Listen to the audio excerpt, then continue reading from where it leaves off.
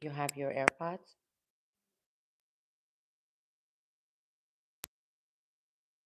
Green. Can you hear me now? Maybe something with your. Can you hear me, people? Because this is also to fix the glitches. I think it was your AirPods. Here. Okay. Sound is good. Everybody's saying sound is good. Okay, so maybe it was your AirPod. Thankfully, I have the audience to give me the right feedback. And this is spontaneous. And I think it's only a few friends, so which is better actually. It makes me feel calmer about this because I know the title sounds kind of strange about politically agnostic. I was driving and I woke up this morning and this whole thing was inside my head, the topic, because more and more we are hearing about we are in the verge of civil war and the civil war is inevitable in the United States. And this has been buzzing for a while, for a few months at least, if not a year. But it was a topic even during COVID. That the divide is so big and the issues that we are going to have this clashing point. With that, I also started thinking all of this in the morning over my morning coffee about you're still hearing me good. Okay, thank you so much. See, I think maybe it's much better to have just a smaller circle because I can really also connect with you here and you're giving me feedback and that makes me feel more confident. So thank you. Thank you for doing this. This morning, all this was happening.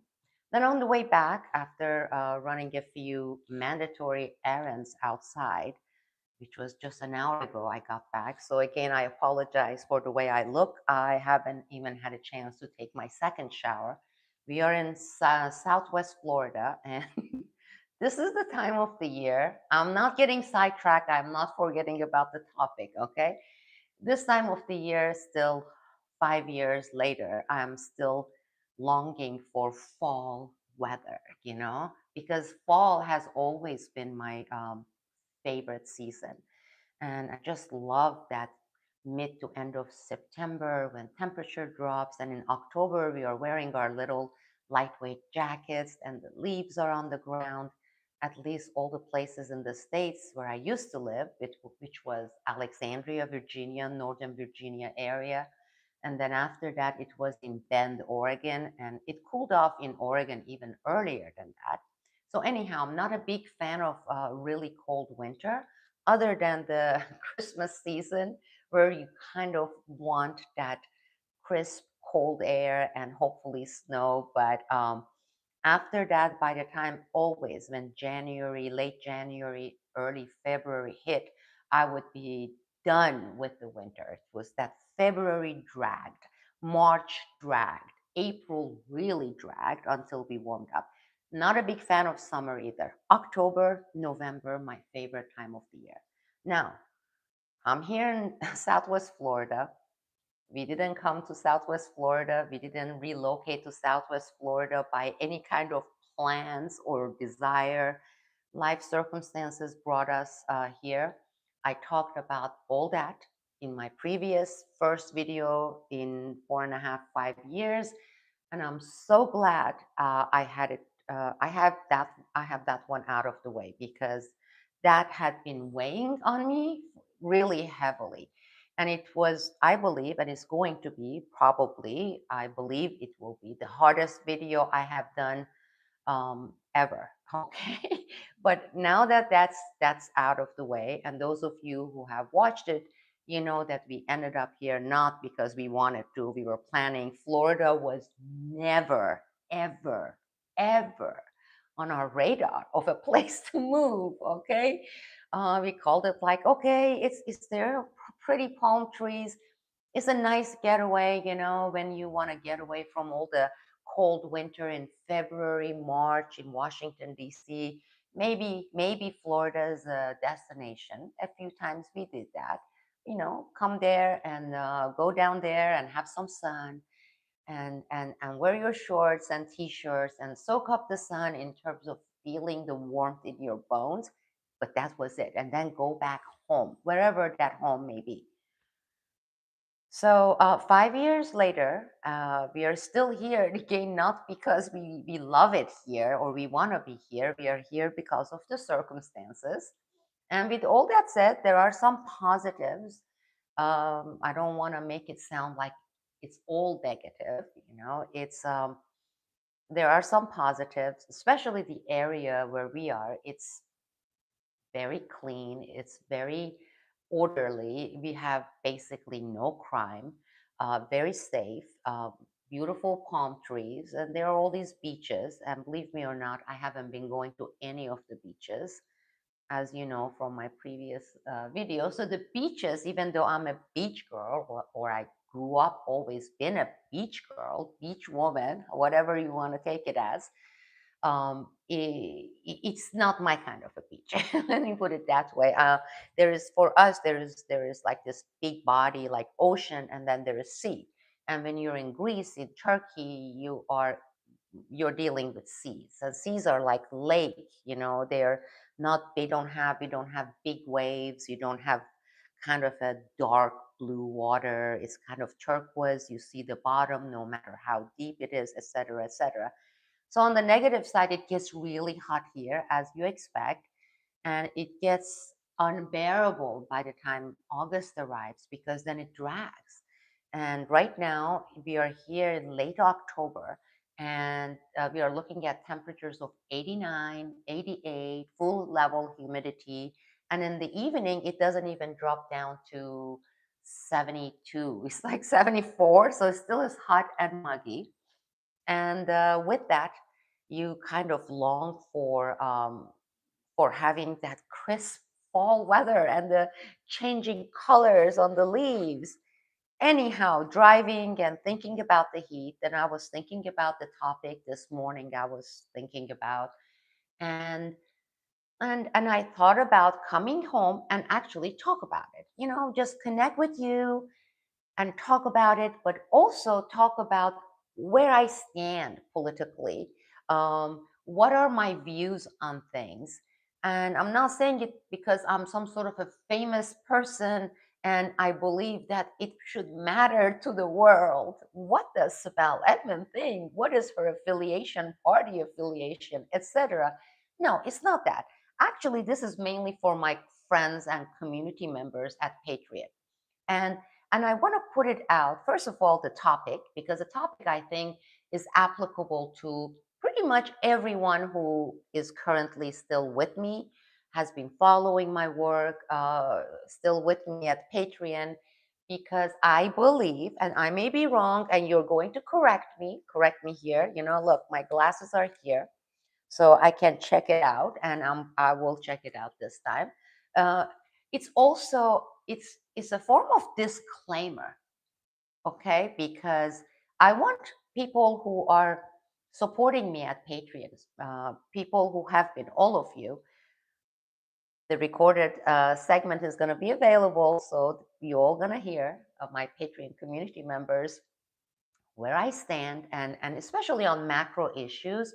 So there is no misunderstanding. So there won't be any misunderstanding about, oh, I was under the impression that you are, anti-Biden, Trump supporter, Republican, or, oh, I was under the assumption that you were, total left, liberal, Biden, or you're a right Republican. I don't want any of these lingering over my head, forming any kind of clouds. And I don't want anyone to have any kind of false assumption. Okay.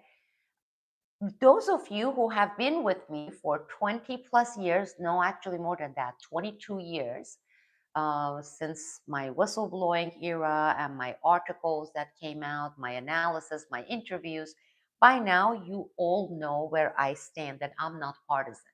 Okay. So that part of it has already been established. And my track record establishes that, right?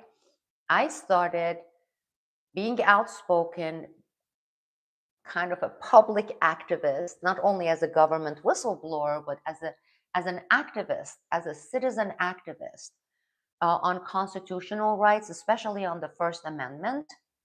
Very important First Amendment issue: freedom of speech, freedom of protest, peaceful protest, freedom of press, and pair that with also being outspoken about the whistleblowers, right? Government whistleblowers, because especially within the government agencies, within the government agencies dealing with either law enforcement, such as the FBI, or intelligence, such as the CIA and DIA, etc., um, there are these barriers intentionally put in place, that acts as censorship for to keep the public in the dark, because classification, right? Everything is classified. Even what you ate in the cafeteria is classified. Let me put it that way. Also, in order to prevent public knowledge, and this is the public, this is the people who are paying the taxes and sustaining these government agencies, right? In order to prevent it, they also, in addition to classification, they have different rules and laws in place for truth tellers, government whistleblowers who want to bring to the public's attention or to the Congress's attention the wrongs, the frauds, the abuses, criminal conduct, waste, taxpayers' money, waste of taxpayers' money, these issues. Because if you do that, you are banned from really going to court and doing something about it. They can fire you, they can gag you, as you all know with my case. So that was another front. And of course, as I mentioned during the last live session, I'm a lifelong anti-war activist. It's in my blood, it's in my genes, it's in my psyche. It is me, okay? I have been an anti-war, avid anti-war activist and a human rights supporter, okay? And by that, please don't go and think of all these NGOs set up pretending to be pro-human rights, many of them Soros funded. And this includes the United Nations and those international bodies, because they are all co-opted and they are all corrupted. We all know that, right? So these issues, standing for these issues, have been, again, based on my track records that I have been consistent. It's why am I emphasizing this? Is because this is where the issue of partisanship comes to play, and this is where where I stand, and I have been known, and I have always been non-partisan. Okay, okay. Now, this, I want you to compare it with a lot of what we see, whether with the social media pundits or the mainstream media, the so-called alternative media, and that is the majority, 99%, okay, they fall into either the Republican, right, or the liberal left. So what happens is the hypocrisy happens, okay? And inconsistency happens, right? I was one of the loudest people during George W. Bush administration. Dick Cheney, the neocons, all the stuff with PNAC, and then Israel lobby, the farce that they put out there, WMD, and the Iraq war, and I was marching out there, and also human rights issues on the human rights fronts, but also on the whistleblowers protection that was lacking. It was the opposite of protection. All that, right? And that was all the way from 2002 till 2008. And I also was among those who thought, okay, anyone but this administration, because this is the darkest, most evil administration I had ever seen. Even though I was really familiar with Clinton administration, and their very dark, evil deeds due to my work with the FBI. That was one of the reasons I was gagged. A lot of things that I worked with, Operation Gladio, all the terror cells that we supported, we financed, we backed, and then after 9/11, we held them basically immune from any kind of prosecution. So yeah, Clinton, but then really in practice out loud, it was George W. Bush. And I didn't think we could do worse than George W. Bush, okay? And I was wrong. I proved to be wrong because then we got Barack Obama for 8 years. And Barack Obama actually was worse than George W. Bush. Far worse than George W. Bush, I would say, not only in practice, if you do like some sort of a scoring system, let's say on government whistleblowers, right? George W. Bush put gag order on me. There were a bunch of people who were fired, etc. Right? Short of putting us in jail, George W. Bush basically did a lot of stuff. His administration. Obama came and he took it further. Right? He took it further. He actually is the first president, the only president in this country to actually jail government whistleblowers who spoke out on issues like the torture or illegal stuff going on in the government. So that's on government whistleblowing. He took the wars of George W. Bush, Dick Cheney, the neocons, with his own neocon circles, because neocons are always in power. Doesn't matter which party we elect, who's the president, they are the permanent power. And we're gonna get to that with the deep state issues. I don't want to make this too wide. Hopefully, we won't go for 2 hours. Hopefully, not beyond 1 hour. So, yes, George W. Bush was horrible. Obama came as he was worse. But the one of the differences, he was worse on the war front too. He expanded George W. Bush's wars, right? Obama ended up, in addition to keeping the war with Iraq and then the Afghanistan, he added Libya with Clinton, he added Yemen, he added Syria. All these happened under Obama Clinton administration. Human rights, NSA, same thing. He actually legalized. It made it official that yes, NSA can legally eavesdrop on all Americans, that Fourth Amendment is screwed and is gone forever. So we really got actually more screwed under Obama administration. So the other one's Republican, here is the Democrats, right? Then we had, 4 years of Trump administration. Honestly, it was so bogged down, Trump administration, with this BLM and Antifa and the Russiagate stuff. I know at some point we I'm putting this and I'm doing this, stop Syria operations. We did to a certain degree. He didn't expand the wars and he didn't continue those wars during his 4 years. Okay, but we still had the neocons. Look, Trump, right now they're prosecuting him. Trump is the one who selected and got, John Bolton, right? And and then the FBI guys that he had, that was Trump's people who ended up turning on him later. So then it was Biden administration. What we see consistently is the permanent deep state government, regardless of the party.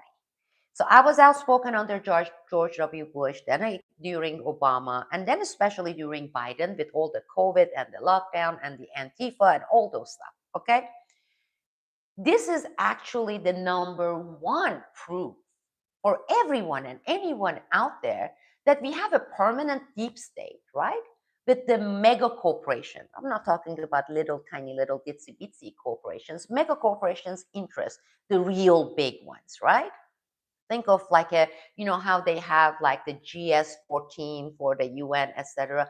Think about the GS 45 or 50 that constitutes the deep state's interest, right? Not really driven by idealism or any kind of ideology that belongs to them, because they support all of them, all the evil ones. And they bring to power, no matter who it is, it's their people.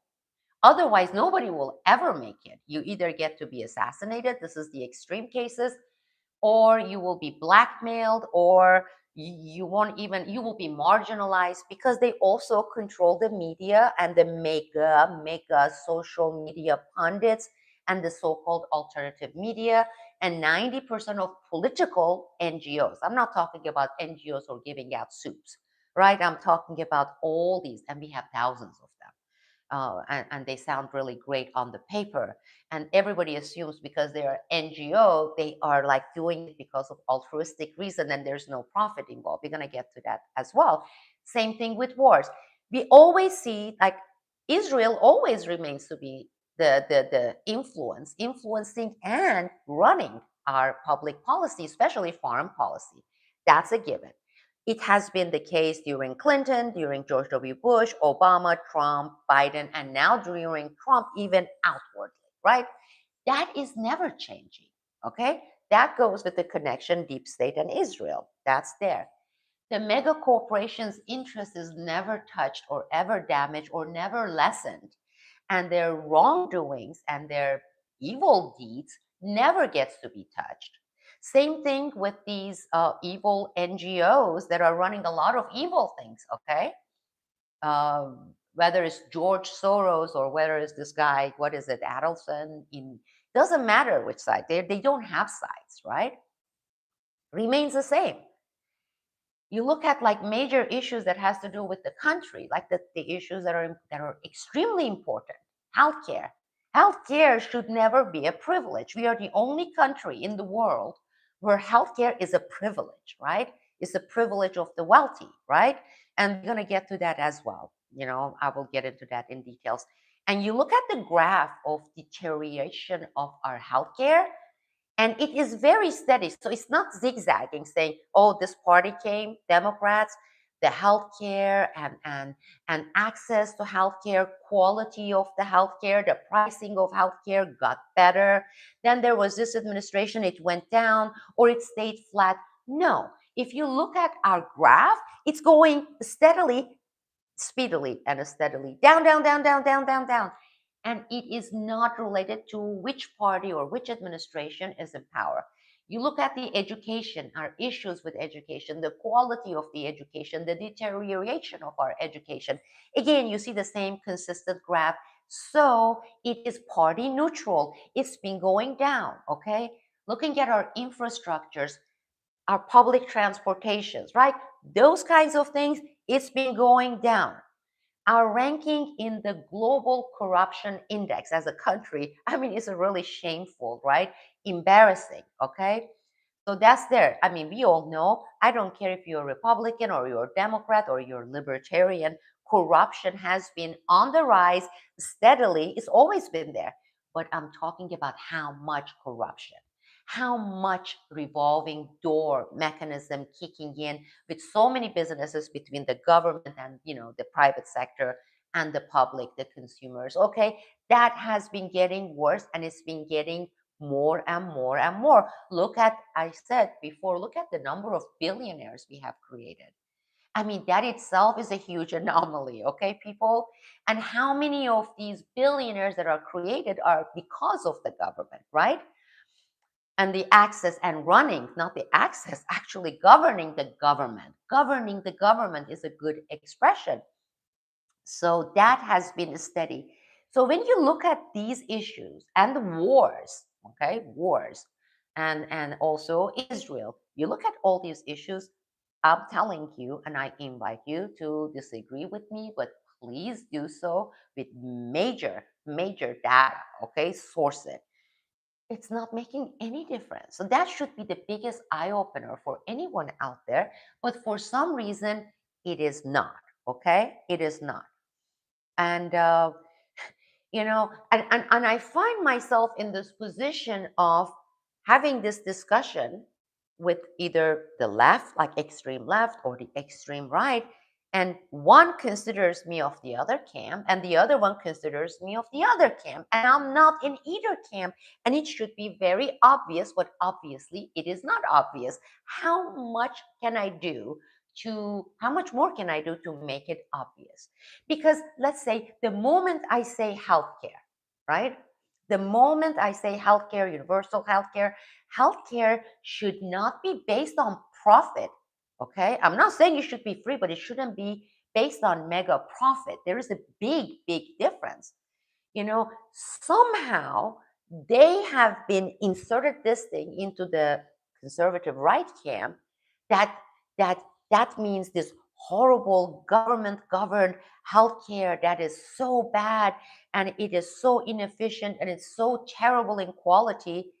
I have lived in so many countries in the world. I have traveled worldwide.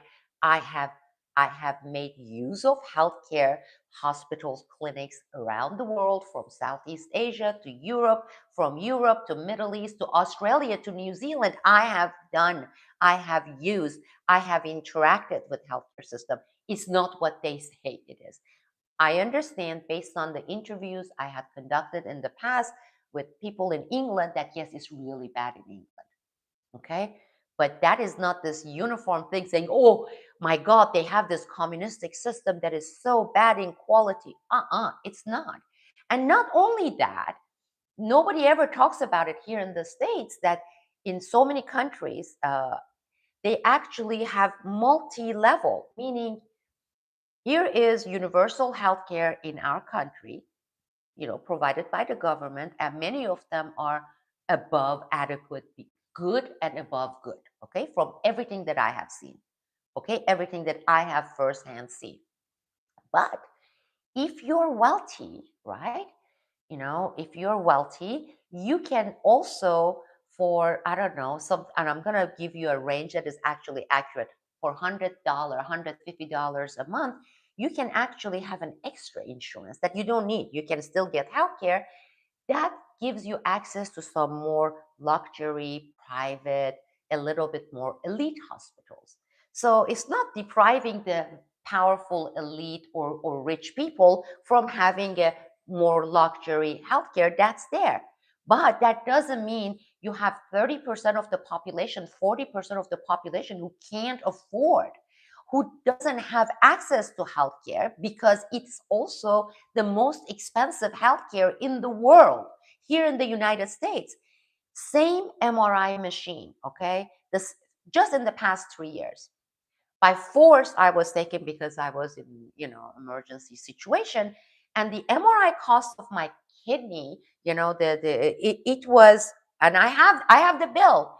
$8,000, $7,800. That includes the radiologist, and the radiologist showing it to some doctor that I never got to see. That doctor maybe was in India, I don't know, but it was 7,840 something dollars, and it was a 5 minute doing the scanning of my kidney. Right.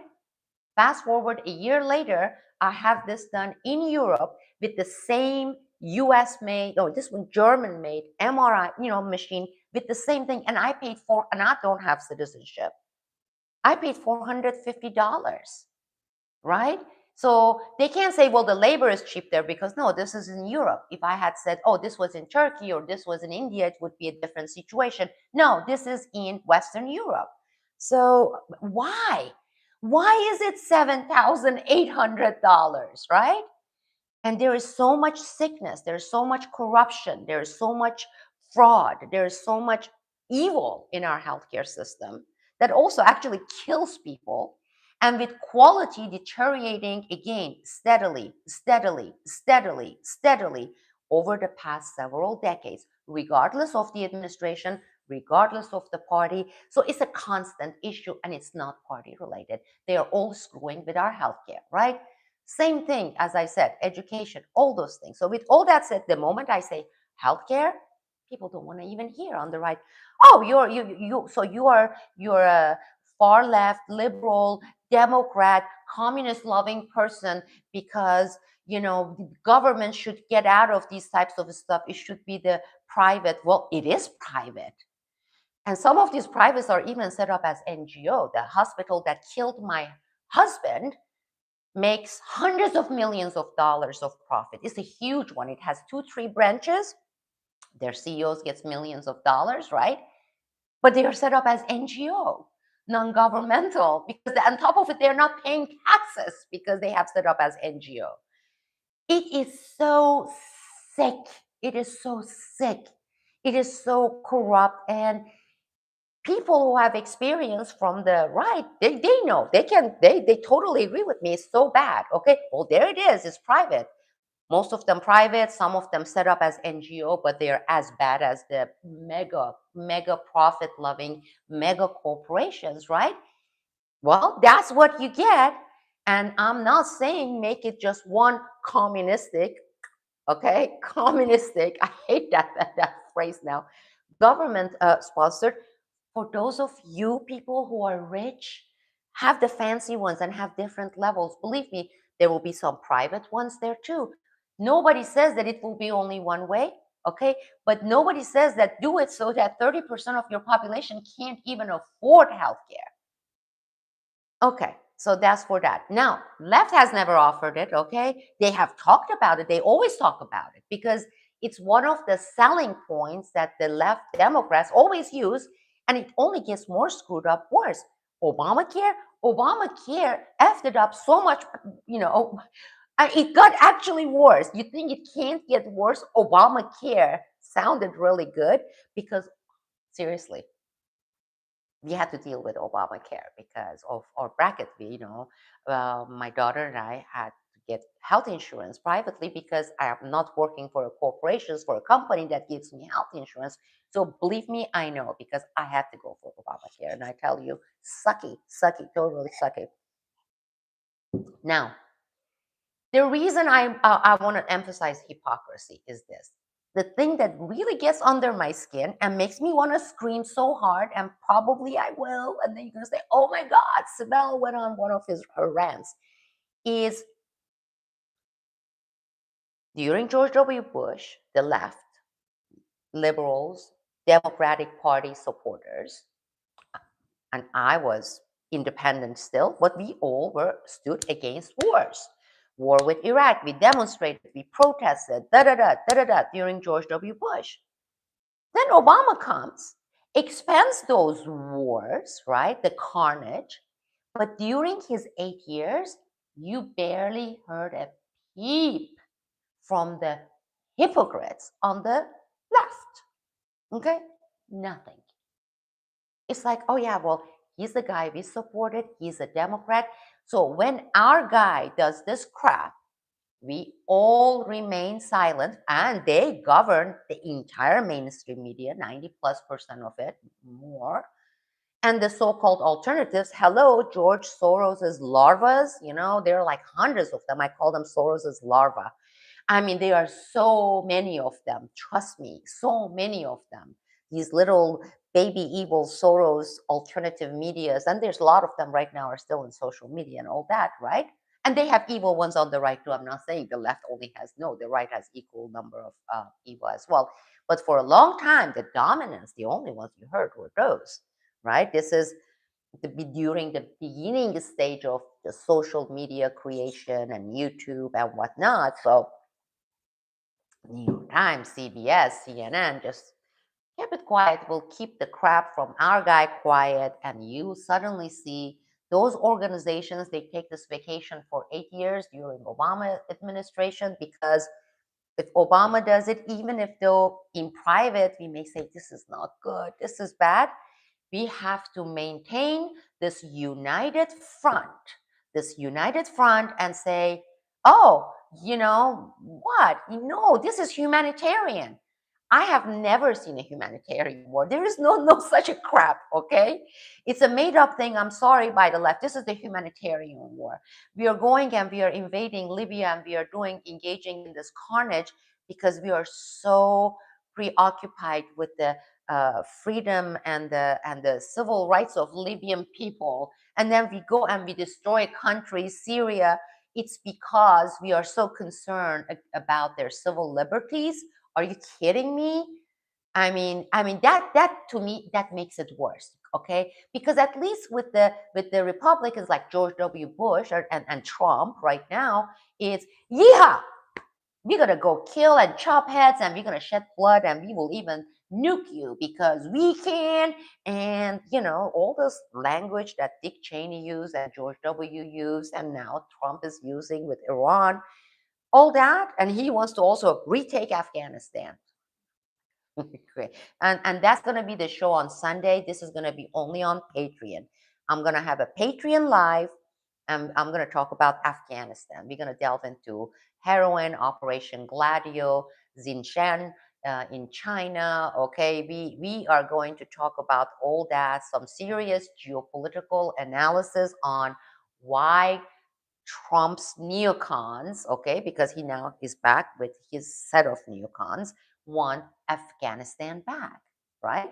Just pulled out the troops, right? We were done. Why he wants it back. And I know why, and there are several reasons. All of them have to do with the neocons and the deep state, okay? Has nothing to do with the Americans' interest. In fact, it is contrary to the Americans' best interest. And I will cover all that this Sunday, 8:30 p.m. Eastern on Patreon. So, so I said during Obama, they took vacation and hypocrites. And they hated me because I was talking about how bad it was for government whistleblowers during Obama, right? For freedom of speech, for all these expansion of wars, Libya, Syria, Clinton, Hillary Clinton, the corrupt, the queen of corruption. I became caca, okay? Total caca. And even those people who really were so nice to me and wanted to interview me during George W. Bush administration, when I was the infamous government whistleblowers, they just washed their hands saying, bad girl, bad girl, bad girl. We don't do this because right now Obama is president, and shut up. And if you're not going to shut up, we are going to make sure that nobody hears your voice. Okay, I'm used to it. I'm going to tell you this much. I'm so used to it. I'm so immune to it. I couldn't care less. Okay.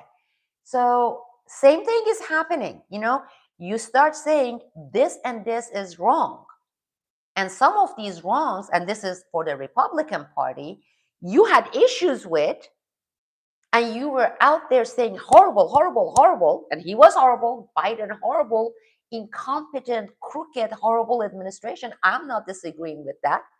I don't think if he was more horrible than Obama and Clinton administration, personally, I think they were even worse.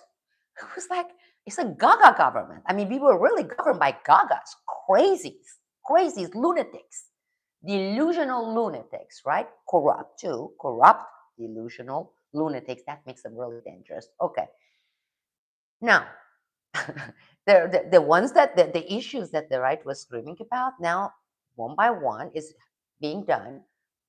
Not all of it, but some of it, most of it, by Trump. And thou shalt not criticize it. The moment you criticize and you say, this is wrong, wrong is wrong, okay? It's like saying a lie is a lie.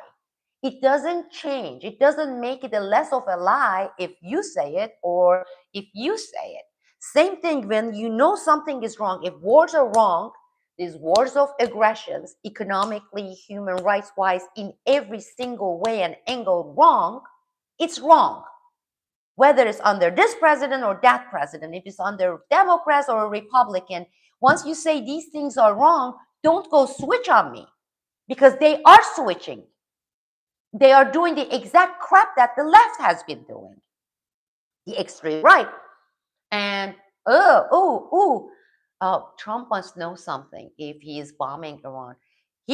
Same thing, even more so, more direct influence of Israel and playing with our lives and actually in contrary to our best interest as a nation, okay? Destroying us. Israelis are destroying us. That aside, this going and having without any authorization, who needs, I mean, I don't think, who has gotten authorization from Congress really since 9/11? I think that whole deal is out the door. That presidents should, the Congress should approve and give authorization. It's like, well, since George W. Bush and Obama did this, we just go invade. We are the bully in the block and we do whatever we want to do. And heck with Congress. Who cares about Congress? We don't want to delay this. I'm going to go and concoct this and one night, and then the next morning I'm going to go and I'm going to bomb Iran, a sovereign nation. And even the issues that the right was screaming about, and I agree with them. Epstein. Yes, we want to get rid of this corrupt DOJ and FBI and everything. And it's a great thing that Trump administration, to be administration, promising all the stuff on Epstein, and look what they did. But the moment you come out and you point at it now, the extreme, which is a lot of them on the right, they are. I'm like, look, this Epstein crap touched everyone. I believe it touched more even the Clinton, right? So it's not a partisan issue, but they make it to be because it is about hypocrisy. It's about being ignorant and it's about being hypocrites. It's about being um, biased and blind, right? Blind and inflicting damage on self because the damage on letting President Trump get away with the stuff with Israel and not being even we should be more outspoken when it's our president. Let me put it that way. That is the best thing we can do for our side if we are taking side. You know what I'm talking about? Because what you do is if you truly have the best interest of the country and humanity or our people, if you say no, I don't care about humanity, I only care about American humans in the in the United States of America, the rest of them we can bomb them, especially if they're not Christian. If you're one of those, let's say just the humans in America, right, for the interest of them and your own interest, you need to speak up because when the administration, whoever, whichever party is in power, they want to keep their base happy to a certain degree, right? Because they're the ones who are going to reelect them or their party, or the same thing apply to the midterm Congress, meaning it should be that side. I'm not a side taker. I'm always saying the stuff that I believe, right? The right should be outspoken saying, yo, yo, yo, yo, okay, yo, really, yo. You made these promises on the record. We have this stuff, whether it's on Epstein, whether it's on wars, whether it's on this, whether it's on that, right? You better carry this out, right? Because we put you in that White House. Don't wait for the left to do it. That takes then I would say, okay, we do have this system of pendulum swinging to the right, to the left, but our pendulum is only swinging one way. It's like a broken, deformed pendulum that goes only one way, and that's the wrong way, the evil way, the dark way. As I said, healthcare for the past several decades, education, infrastructure, public transportation, economy, look at our trillion and trillions of dollars of deficit, down. Really, what are we getting better? Like, let's talk about things that we are actually improving, becoming better, or at least temporarily because of a certain administration from a certain party, right? When? Show me, really show me. I mean, sometimes it's so embarrassing, you go to these countries that have 100 of our GDP and their people can commute with amazingly efficient, speedy metro system and the connecting bus system that you don't have to wait for a bus more than 15 minutes. I mean, when I first came to this country, I was using public transportation and I was not out in the boonies. It was like, okay, the metro was fast enough, but once you get out of the metro and you want to go with the bus to a place, it came like every 1 hour. And so it took me a 20 minutes, 15 minutes commute. Actually took me with public transportation 1.5, 2 hours. So anyhow, and it still is that bad, if not worse. Okay. Education.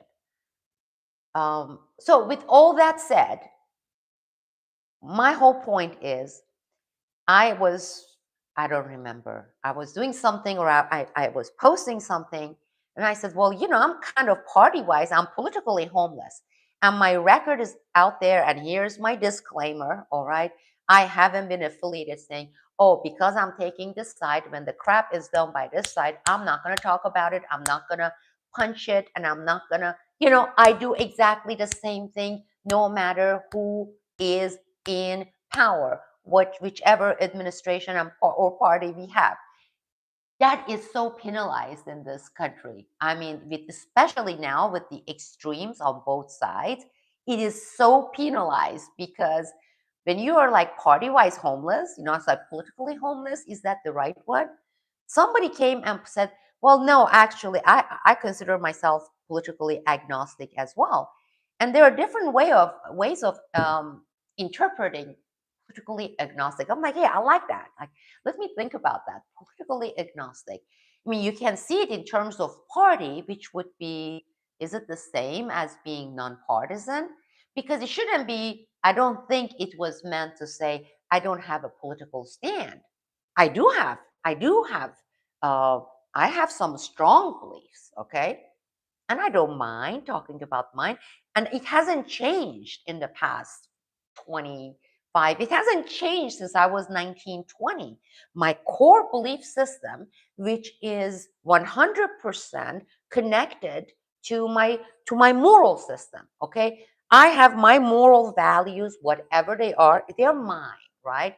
And it doesn't come because I'm following 12 commandments from this religion or 8 commandments from that religion or the 5 commandments from X religion or indoctrination school. No, I have my own based on my own experiences paired up with my father's upbringing of me and have my own moral compass, right?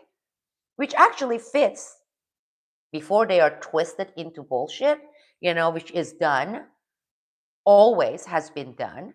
You get mankind taking really well intended, good religious principles from any religion, use it to control and twist it and actually interpret it in such a exploitive way that is just, it gets as far as incredibly far as the core of that religion, right?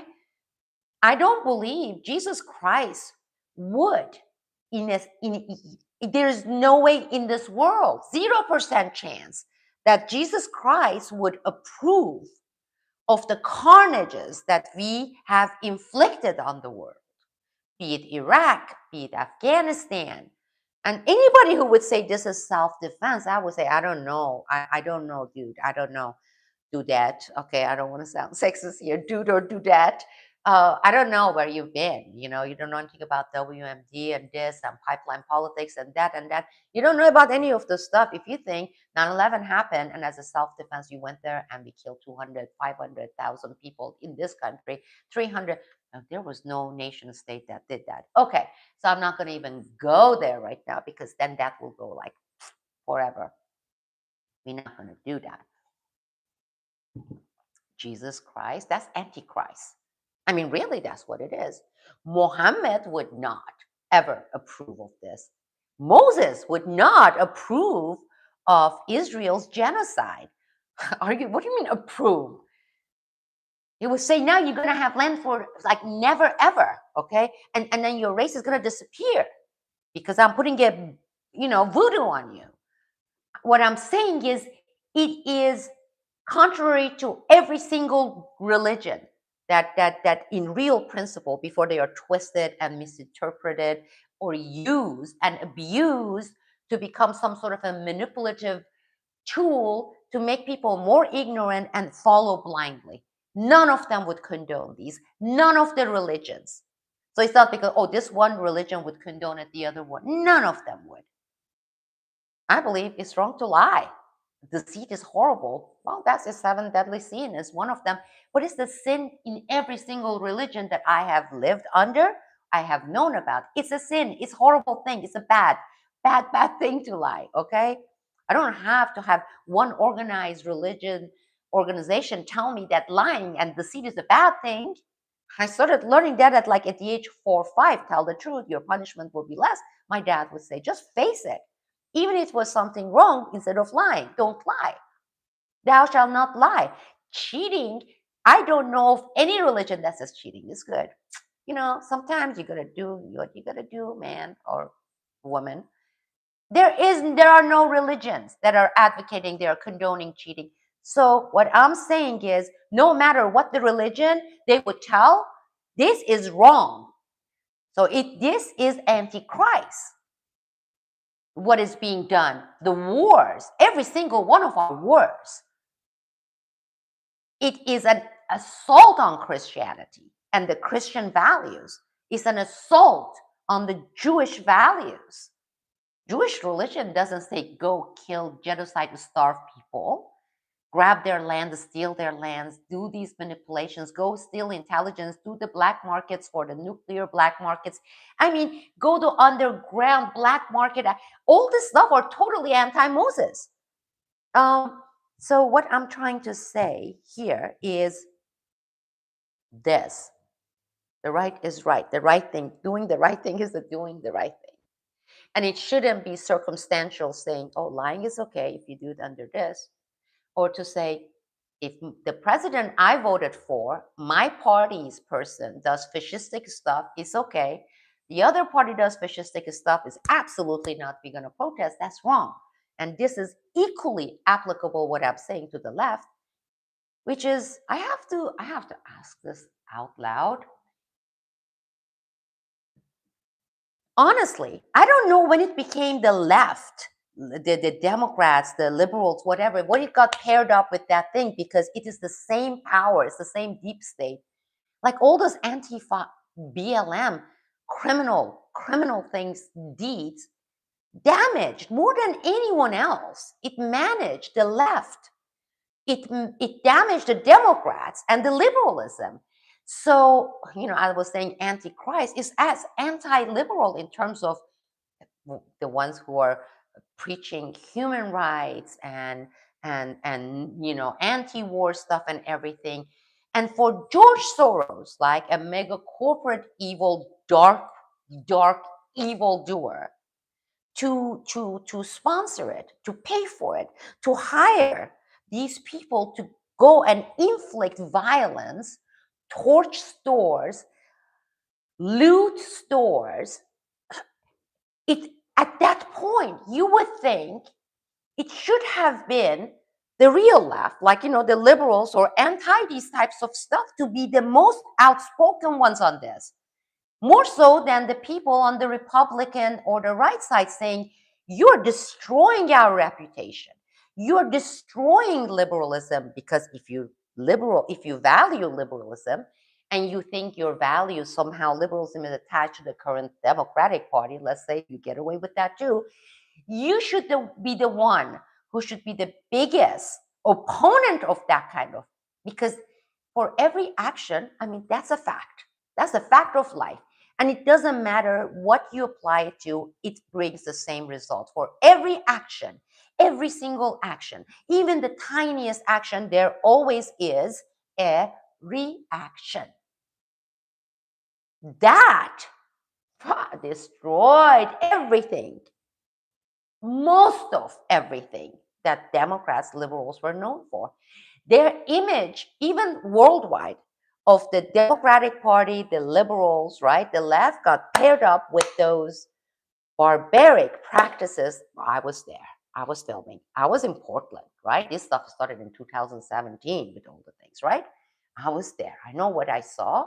I know what I received. And it even penetrates into the government in Oregon. But I mean, the stuff in California, disgusting, criminal, barbaric, inhuman practices. How in the world would the left let these be done and on their behalf? Had they done that, they wouldn't even be in this position right now. I mean, it created such a counter movement, because everybody's saying, we want to protect our children. We don't want this. We want peace. We want safety, right? Who benefits from this? Did the left benefit from this? Please tell me how the left liberalism benefited from these thugs, right? I never understood really that they should have immediately, the left should have gotten in front of this saying, no, and you don't do this in our name.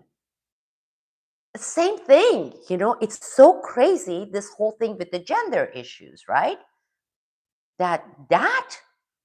I mean, when did it become the left thing? I mean, what the heck? I mean, because it's lunacy. It's lunacy, because even when my daughter went to middle school here in Florida, right around the end of COVID, I mean, he would come like in her classroom, there would be 25 students, 9 or 11 girls. She was like, 6 of them no longer know what they are. And they're not even in public school. This is like a conservative kind of a hybrid system between homeschooling and what? I don't know. I don't think I'm a girl. I believe I'm a cucumber or I'm a cherry or I'm an apple. I'm a dog. I'm a giraffe. I don't know what I am because now they have like all this. And then it became such a craziness, right? I'm not saying here anything about, you know, gays, like who are like people who are legitimately there. I'm talking about taking this and taking into this lunacy level of non-binary and make sure that in every Hollywood movie and the series produced, there is like one of each category. There's this, and there is a cucumber, and there is a giraffe, and there is like there's a mule, and then there's a human, and there's a male, and there's a female, and then there is a nothing, and there's that too. It's like there is this nothing. Undetermined, right? That got to a point of lunacy. Wouldn't there be reaction to that? I, I consider it delusional, degenerate lunacy. Okay, not because I have, you know, the homophobia or any of those stuff. It's not that. And again, let's say even in this particular case, you would think the most outspoken ones should be actually the gay segments. Like gays should say, you're causing so much animosity, hatred, you're making this divide, you're destroying us. And I think there were some who did. Maybe they did it too quietly because it didn't get amplified out there because the deep state that runs the left media make sure that it was not allowed. So you only heard from those who were proponent of it. Because I know people who are gay, right? And they're like, that really damaged our cause of saying, you know, it's, and then it caused, oh, of course it's going to cause this reaction. I mean, that's natural. People getting fed up, saying, no, we're going to end this. So what I'm trying to say is whether it's on the right, whether it's on the left, especially if it's during, if it's being done under your brand, let's call them brand, right? Republican brand, the Libertarian brand, and the Democratic brand. If it's being done in your name and under your brand, the brand you're supporting, you're endorsing, you, we, I'm not a brand supporter because I see that all of them are actually managed by the same exact people. And I think that is by design. This crap, this lunacy is by design. This was not created organically. And this is my 100% belief. As Sibel Edmonds, I'm telling you, it is absolutely by design. Think about it. Why would George Soros mega corporatist, want BLM and Antifa and support and all these LGBTQ, WXYZ, and all those kind of cucumber cherries draft stuff? And via their arteries, Hollywood, networks. So guess what? Guess what? Mainstream media has been made itself irrelevant anyhow. It had been dying. Their head was severed. They're done. They don't. They had effects actually, bad effects, but they had effects. But they're gone. Their era is done, finished. Well, good riddance, right? Even with selling the war with WMD, who did it? Even for George W. Bush, if it's that liberal, why were they selling Colin Powell's bullshit lies when there were so many government whistleblowers out there saying he's lying, he's lying? There are no WMDs in Iraq. Why? Why would they sell it, right? This is during the Republican George W. Bush administration. Tucker Carlson was selling it too back then. Um, no, really, I'm glad he's talking about Israel and getting rid of that taboos. But please understand, for those of you who think, oh my God, don't criticize and don't be suspicious. I'm sorry, I'm too old not to be suspicious. Okay, I'm almost 56, right? I have lived over half a century. I have been an activist. I've been actively in it. I have all the right to be suspicious. Let me give you an example. Let's say on Israel, I always look for credentials, consistencies, things like that. Let's take a figure, right? A person I would follow, like in terms of follow his work, watch his articles in the past, read his articles, watch his interviews. What's his name? On Israel lobby, all the Israel related issues would be Max Blumenthal, right? Now, I don't care if Max Blumenthal is right or left. Max Blumenthal, on this particular issue, first of all, he's wealth of knowledge. Okay, he knows his topic very well. Number two things that I appreciate is Max Blumenthal has been consistent, meaning Max Blumenthal was screaming about Israel lobby and Israel's genocidal practices, etc. During George W. Bush administration, during Obama administration, during Biden administration, during Trump administration, meaning he was not one of those pendejos who would be like, okay, now it's my president. I'm a lefty. I'm a Democrat. I'm going to go away, take a nice long vacation for 8 years. No, he was not one of those.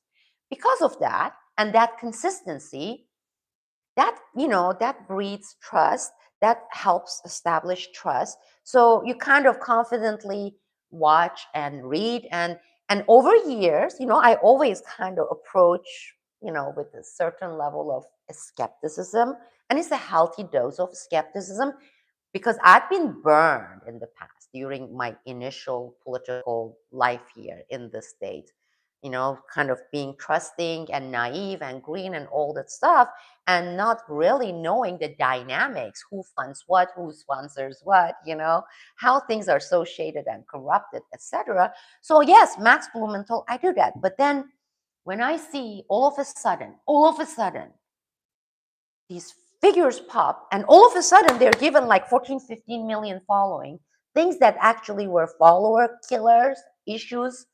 Well, the number one follower killer issue used to be always, what Israel, now you can do anything. You can criticize this and that and that and this, but thou shalt not ever, ever, ever, ever go into that Israel issue stuff.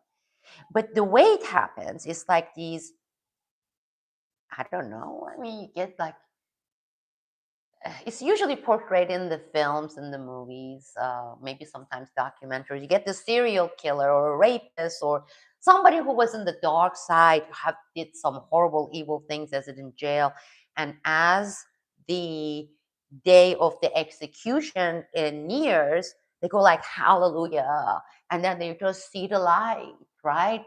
And then they become a believer, and then they denounce the evilhood, and they say actually they have been touched, they have been touched by Moses or Muhammad or somebody, and there are actually people who believe that happens.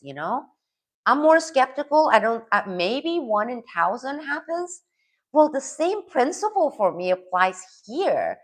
It's kind of the suddenness of it and the drama of it, and then the amazing spotlight coming instead of going away. Spotlights always went away.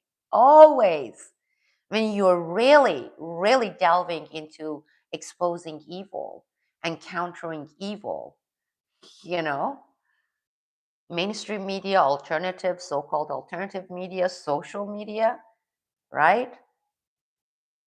And for actually spotlights to come in. So please at least understand why I'm kind of being cautious and saying, okay, not one, not two. We have these at the same time during the same period. This I saw the light kind of a thing.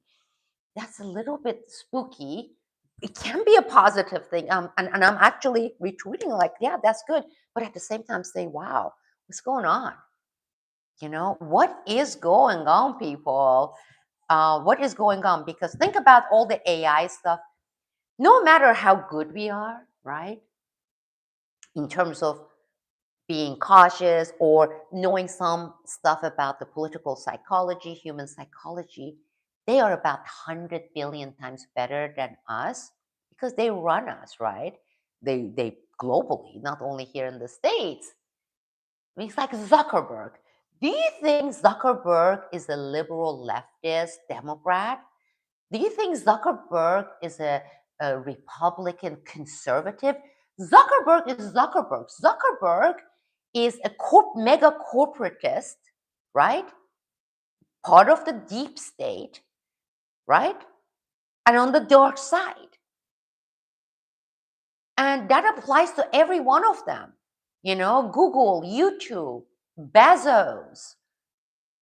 There are so many more now because they have created, because the environment, the political environment, fertile, has been made fertile for these mega corporatists to be created. That's what I'm saying. Like, never happened in the history, has never happened. This number of billionaires, like, they're popping out like weeds, like herpes, and they're like mushrooming. We have hundred thousands of billionaires. You know how difficult it is to make even 5 million or 2 million or 1 million? And these people are becoming billionaires at the age like 30, 32, 35. And you delve into them, and you don't see this correlation, positive correlation between this amazing IQ and amazing talent and amazing level of hard work, hard work. Even those take decades and decades to come to fruition. And we have these billionaires, right? They don't have religion. I can promise you that. They don't have a political party. They don't have any political ideology, that populist ideology of Democrats, Republicans, leftists, liberalism. They're the deep state. And they have been implementing and ruling no matter which party is in power. Neither party in power has reduced their control and their rule. See, here it is, another thing I want to float out there, and then I'm going to start reading some of these to see if there is any questions. Comments are good. I love reading those, but I also want to see if there's a question. Here's the thing, okay? Let me get to this. Some of the ones on the right, Republican, they keep pointing, and when I talk with them or I hear them, they say this. They're like, this is what the federal government and the government fascism is being supported, sustained, promoted by the left, right? And I agree. I don't want to have like the fascistic, my power is unchecked, which it has been unchecked, especially since 9/11, federal government, right? But, and then the left, right? The Democrats, they have always, throughout the years, pointed to the Republicans, right? To say they are the corporate party. They're all pro corporations and mega corporations and mega businesses. It's all about money and that capitalism and all those stuff.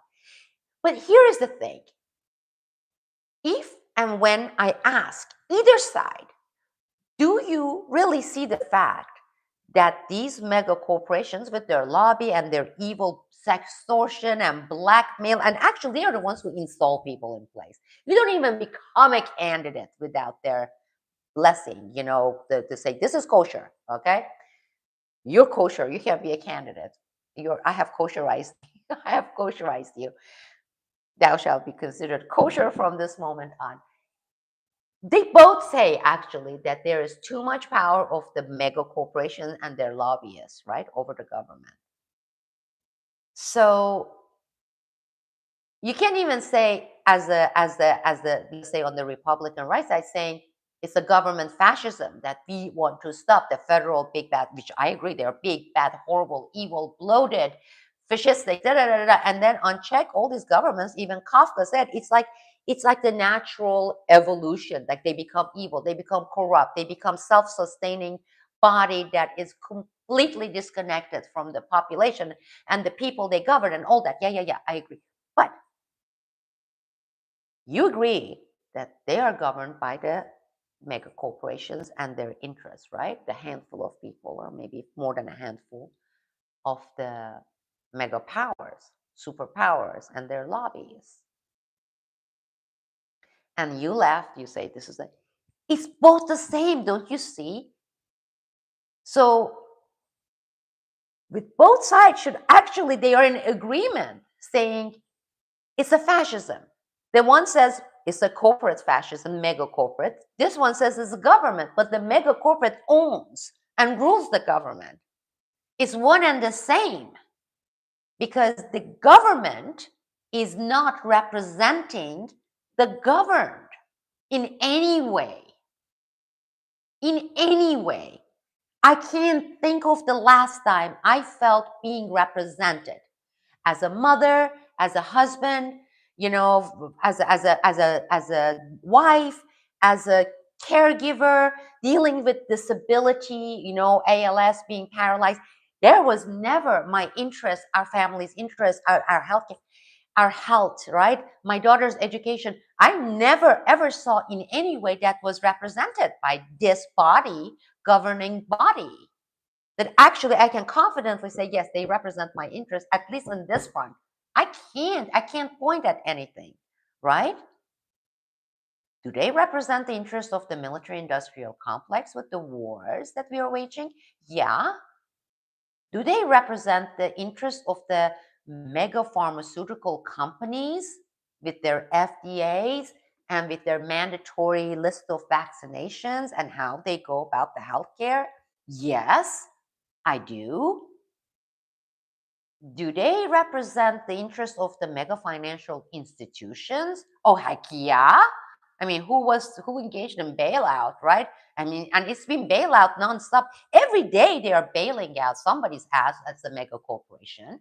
I mean, sometimes it doesn't get onto the front page or the headlines, but their job to rescue bailout with your money and my money and the governed body, the governed body that is not represented, but its money is being taken by this beast, and this beast is serving the interests of these mega power corporations, deep state, the permanent deep state. What does it have to do with our interest? But it has to do with our money. And then with the waging wars, the ones that actually get killed are the governed as well. It doesn't serve their interest going to war, right? At least one thing I really appreciate with Donald Trump coming and calling it, we not to call it Department of Defense, let's call it what it is. It's Department of War. It's actually a little bit better because why put some sort of a tilt and the front for something that you're not? None of our wars have been, any of them, not one, the war of defense. We were defending ourselves. No. So that therefore there shouldn't be any of these divides. Government fascism is ruled by the corporate fascism. So both sides are right, actually, and they are in full agreement. It's just the semantics and in the hierarchy pointing, finger pointing, that is bringing about some differences. And that's just ridiculous. Now, with that, let's go back. If politically agnostic is meant as I have my independent critical thinking, and I don't fit in one box, like I'm wrapped as a liberal leftist Democrat, or I'm wrapped in this box as a conservative Republican right wing, or I'm wrapped in this smaller box here as a libertarian with the uppercase L party, not just the views. uh, then I understand, meaning agnostic that way, because what would you like if you can't even assign mathematical value, put it there and then say therefore, because you have 9 things that are more on the original liberal way of thinking, right? Human rights, anti-war, universal health care, with the role of education, all those stuff, not indoctrination, which it has been the USA education, and it continues through the academia, through the university. That's what I'm saying. Maybe this lunacy that we are seeing, it has been at work for a long time. It didn't come overnight, right? Via these indoctrinations that starts from that pre-K and goes all the way through bachelor's degree, and then with some all the way, so for them, they have no chance that gets to the upper level of the academic credentials. But If it's meant that way, saying, yeah, because if you assign mathematical value, saying, okay, universal healthcare is not a privilege. I like free market for some things, but for most things maybe, but there are certain things that should never, ever, ever thought of, and calculated based on profitability. And one is healthcare, right? I'm not saying doctors shouldn't get paid. My father was doctor. There is no country in the world, okay? And this is, I will invite anyone to challenge me here because I have lived and traveled extensively. There's no country where 80% of the doctors become mega millionaires. They have Porsches, they live in $4 million house. It doesn't exist. Being a doctor is a nice, secure, middle class job. And because of that, people who gravitate towards that field of medicine, knowing that they will never be very rich. They are told, so many of them. I know my father was told, many of his friends. The families usually will say, oh my God, you don't want to become a doctor. You're going to have this, you're not going to have opportunity to be like really successful and wealthy in terms of monetarily wealthy, right? Other than the United States of America.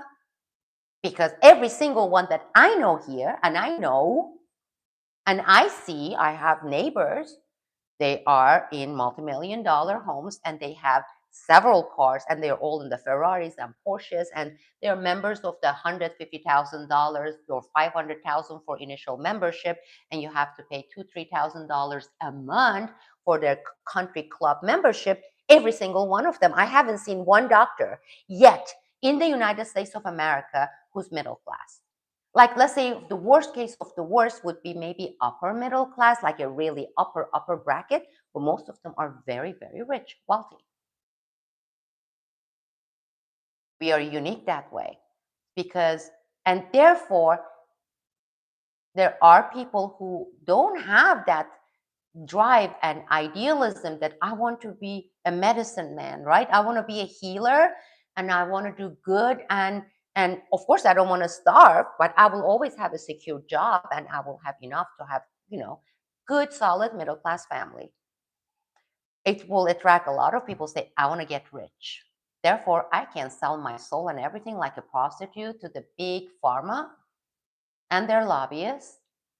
Okay, because we have this incestuous relationship between the doctors and the big pharma that is not at all criminalized in this country. It's like, you don't do it, you're dumb, you're a sucker, you need to do it. I mean, you can get this and this and that. Look the other way with the mega corporation hospitals that are killing and butchering people right and left, and their inhuman, unethical practices, the hospital management, the doctors, they look the other way. They're like, F the Hippocratic oath. I'm going to get my Porsche. I'm going to have my Ferrari. I'm sending my 2 kids to private school. There is one here. It's called Community Private School. It's $48,000 a year for one child. And that doesn't include food, like the cafeteria food that they have and the books. So it's over $50,000 more expensive than most universities in this country. And they are full. You have to be on the waiting list, right? A lot of them, like, have these doctors' kids that are going there. So I'm going to pay for this. So I have to look the other way. So is it the interest of the patients? Is it about healing, being a medicine man? Is it about humanity? It ain't got nothing to do with it. It's about money, greed, a lot of money, because to sustain a life, and this is my lifestyle. In order to sustain my lifestyle, I'm going to do this. But you go to other countries, people are like, I want to be a teacher. I love being a teacher, dealing with children. I want to be a doctor. I love healing people. I want to help the humanity, right? Ah, I'm not saying there are not any. There are some kids, you talk to them, like my daughter's, a friend, maybe middle school. It's like, what do you want to be? And they're like, I want to be a doctor and I want to cure people and I want to help people who have cancer. And they mean it. They really mean it. And there are some, but the percentage is very, very, very, very few. And when they get out of that university and they are full-fledged doctors and they are thrown in this corrupt system, they have only two options: to get out, not really practice, or at least they perceive it as such. Maybe they don't consider that maybe I can go and do a private practice and have this clinic and help people, and the ones who don't have money, I won't charge as much. I haven't come across them. There are supposedly some clinics they set up. I don't know how it's operating, so I'm not familiar with that. But you get the gist of what I'm talking about. Politically agnostic was what I was going to talk about. That's what I was going to talk about. Politically agnostic. If that is what it's meant to say, okay, with those stuff, they may put me in this camp, say you belong to this box on these items. Let's say 1, 2, 3, 4, 5, staunch anti-war, which I don't see anything on the Democratic Party being anti-war. I'm saying left liberal. Then there are a bunch of things that I am considered, and I do consider myself conservative, right? And I put it in practice. I'm not one of those people that BS and just talk about it, and then when it comes to practice, say, what a hypocrite. She says that, but she does this. I homeschooled my daughter, and during the most difficult time, right? The last, 4 or 5 years of her education has been homeschooled, and she thrived. And I had to make sure that she would thrive. And I didn't want to put my daughter in that system, right? Because that system is absolutely wrong. That indoctrination, that corruption is absolutely wrong. And having this lunatic, delusional stuff with you're a cucumber, you're a giraffe, you're a mule, you're a dinosaur, you're not human, you're half human, half this. Yeah, I am not gonna have any child of mine in that environment get poisoned like that. It's disgusting. It's degenerate. It's sick. It's delusional. Yeah. How do you really feel, Sibel? Let us know. Okay. So, Ella, how was the sound quality? Okay. So, there is that, like the stuff what we consider family value and family rights, right?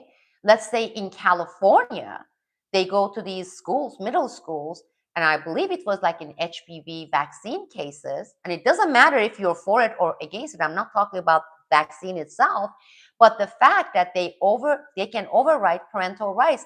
If a child's family says I do not consent, it doesn't mean anything.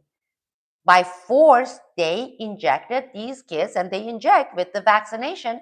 This, I mean, come on.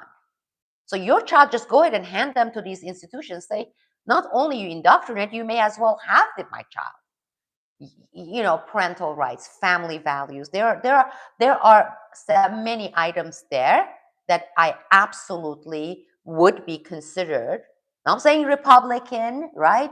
I'm saying conservative. I have conservative values with that. Like with my marriage, with my husband, I went through a lot of this whole thing of education and got all these tons of degrees and did work, career, and everything. But I married a man who had those types of old-fashioned conservative values, because that is what I am in my personal family view, and how a woman should be treated, right? A woman should be treated like a princess. That's how my husband treated me. It's not this pseudo feminism movement that again destroyed feminism, the real feminism in many ways, of a guy, your husband opens the door for you, opens the car door and pulls your chair, and they go like, oh my God, why are you treating me like a cripple? It's like, are you kidding me? I love being treated as a princess. That's the respect to women, and I'm very old fashioned that way. So anyhow, what I'm saying is, it's not like you can assign mathematical values and say, with these five is this, and then there are two that maybe fits not the Libertarian Party, libertarian with lowercase l, and there are four items that are you're very, very conservative, uber conservative. What am I in the end? Is that what they mean by politically agnostic? Meaning, with religious agnostic, meaning let's say spiritual, I do believe in God. I have tremendous, a level of faith, saying like Jesus is teaching, Moses, Muhammad, Buddha, but I am not like a follower of one. I don't fit in one box saying I am this. I don't define myself because all those things that are sins in every single one of those, thou shalt not steal, thou shalt not lie, thou shalt not cheat, right? Um, those are the things I believe, those are the things I practice. I do practice the way Jesus wanted, is following to live and practice. But I don't go and say, okay, therefore I'm going to put this and I'm that. And you are not one of me because I'm not one of you, because I don't want that divide, because I know so many people who believe these principles, these values, and I don't consider them separate. Them, they are human as me. We're all connected, and I don't want to have this thing. And I'm not having any issue with people they do. But let's go back to political, political agnostic. Do they mean, or does it apply the same way? What do you think? What do you think? Because I'm nonpartisan. I'm independent. I can come here, raise my hand, and do it on the road in a notary in front of the court and say, during all my media practices, when I owned and operated a media website, writing articles, I have never ever accepted a sponsor, ever. Saying, this was sponsored because somebody says, I give you money and I sponsor. Even if I believe what that person wanted, I have always said no. I have never gone outside of that, right? Independent for me, being independent, right? 100% independent. And I'm rigid that way. I'm OCD that way. It means independent. I've never, ever, ever been sponsored. I've never, ever been in anybody's camp for influence, to be their arm of influence, even if that arm may be what I believe. It hasn't happened. So would that make me politically agnostic, people? And definitely makes me consistently nonpartisan. And it definitely makes me independent.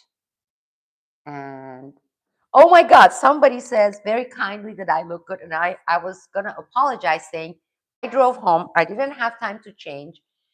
I didn't have time to even comb my hair and not even shower because the heat here is suffocating.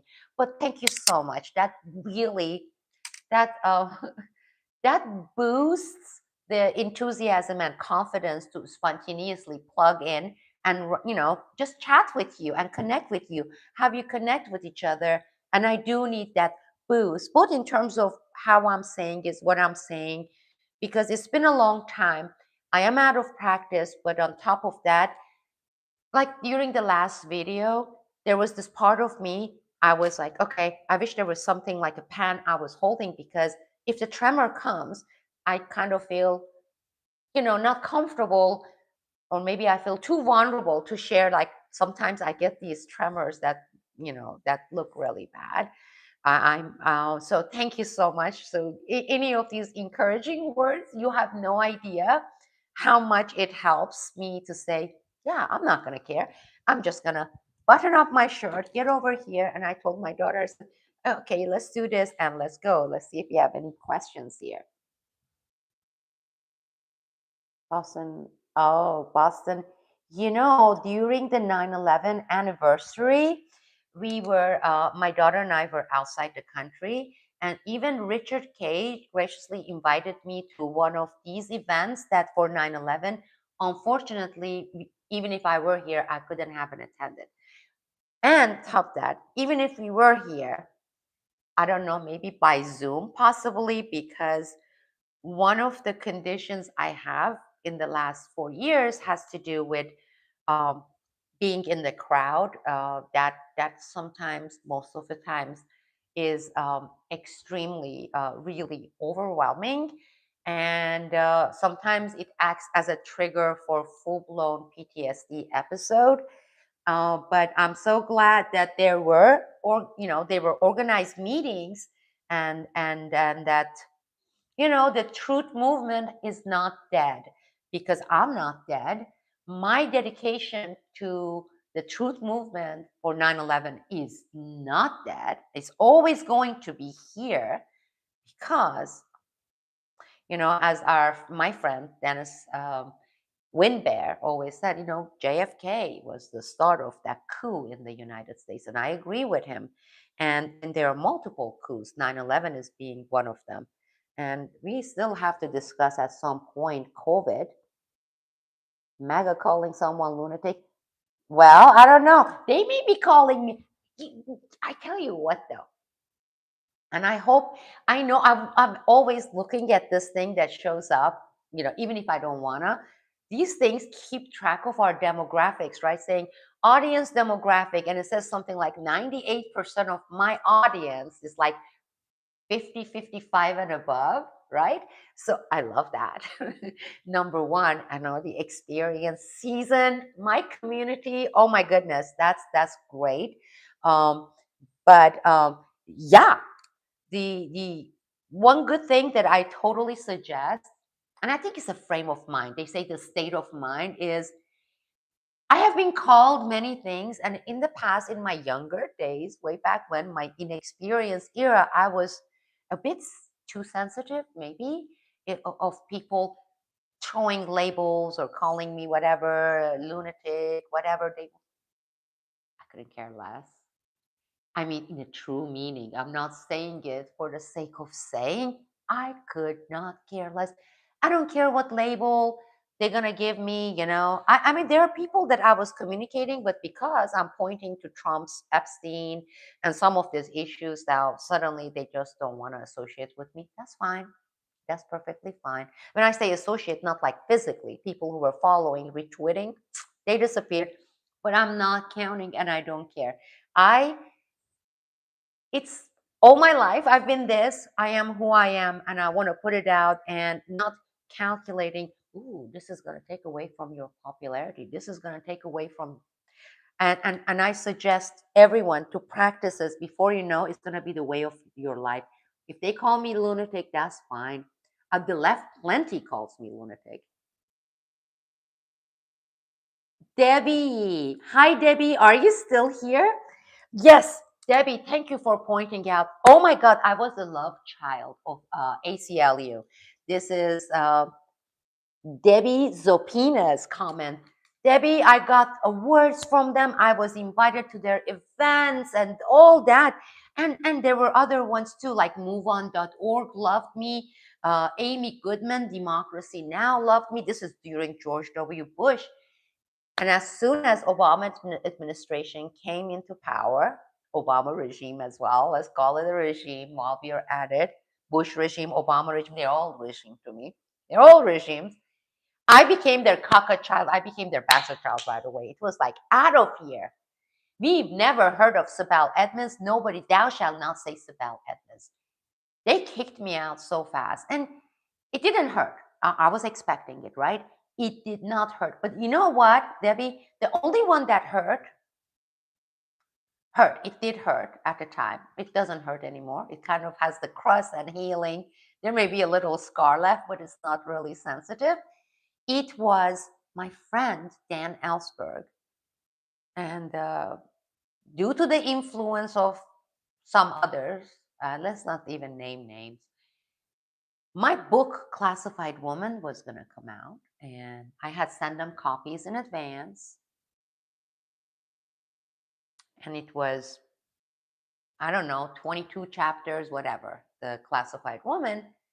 And the first 16, 17 chapters dealing with John Ashcroft, George W. Bush, all that stuff, right? But then the last 3 chapters is also dealing with Obama and how all those promises and this and everything was not, carried out. Da, da, da, da. I was asked, I really love and value Dan. He was our friends. He always stayed in our house, in our townhouse, when he came from San Francisco to Washington, D.C.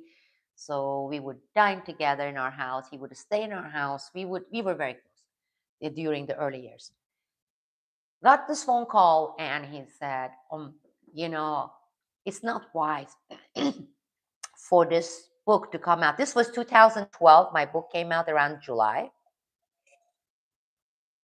And it was going to come out in July at this point. It's like, this is 3 months before elections, and this is Obama's second term, right? evil Clinton, and you, it's better if you were to hold off because your last three chapters deals with Obama, and that's not going to be good for the party. And you know me, I am not a diplomatic person. First of all, I would not do it, but I could have said diplomatically, I could have said, oh no, I'm going to consider that. And I understand where you're coming from. I, especially back then, I kind of would snap because, I had, how they say you become desensitized. I was so sensitized on anything that looked like somebody is trying to influence either my article or my book or my video thing that I'm putting out there.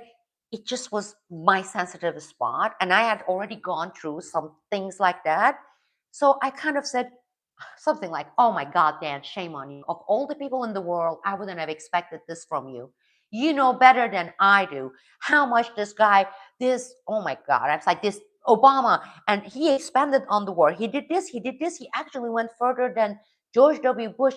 And I can't believe you're telling me not to publish until the election is over. And the fact that you're supporting this crap evil, right? I didn't yell at him, but I was strong. That broke their hearts. There are a bunch of them back then, because I was not very close to Ray McGovern, but they as a group had decided that it's about what is it, that the lesser of two evil, and Obama and Clinton, ugh, you know, they were far less evil than whoever was running against them. I don't remember who was running against them.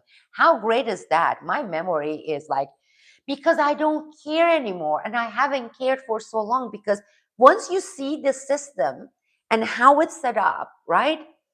And with these elections and with this party politics, and this is again politically agnostic, meaning the left and the right on some of these things, like the main thing they agree.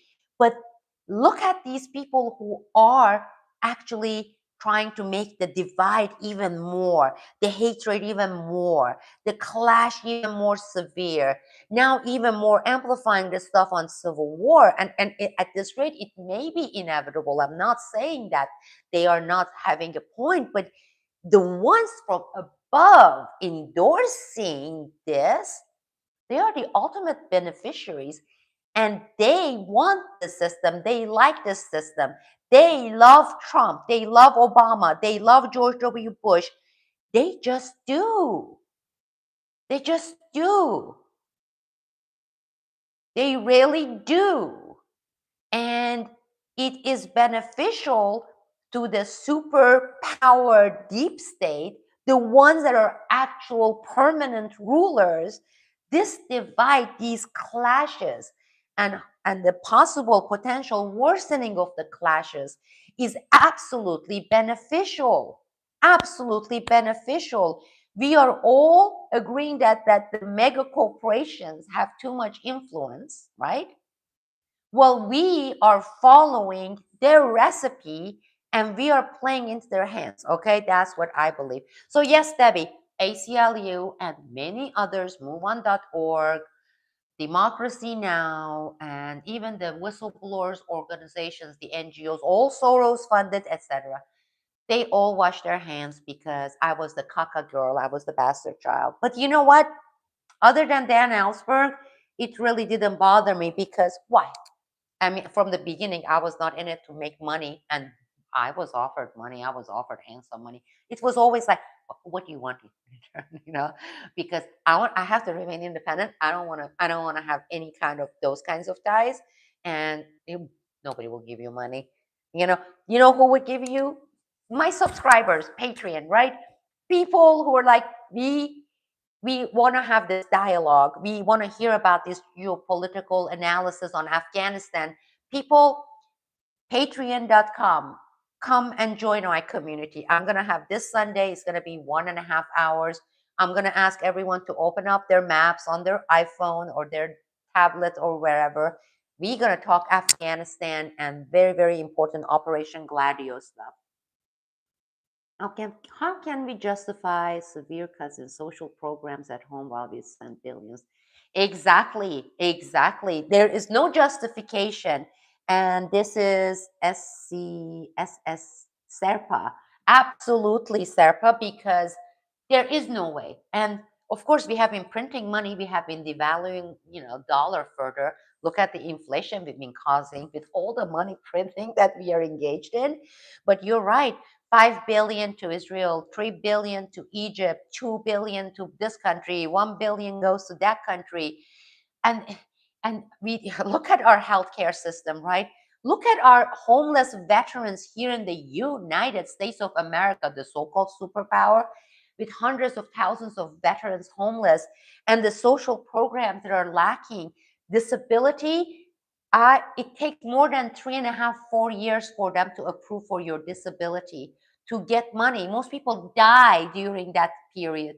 Most people can't even, they lose their homes within 2 months because it takes the system for Social Security to approve your disability 3.5, 4 years. I mean, that is so disgusting, heartless, unhuman. This is horrible. And you're absolutely, we shouldn't give a penny to anyone. Starting with Israel, we cut once. Okay, it's different. Let's say there is an earthquake somewhere and there is a terrible natural disaster and we chip in, sure, we help. But there shouldn't be any kind of aid whatsoever until we become super affluent as a nation. Everyone with a great healthcare, where healthcare is not a privilege, all that, and we have so much saving and surplus, right? No deficit. Maybe we can consider it then, but I agree with you. Nothing. I would cut every single one of them, every single one of them. Um, a moral compass would point to neither party. Old lose, 100% with you on that. My puppy, her name is Cozy.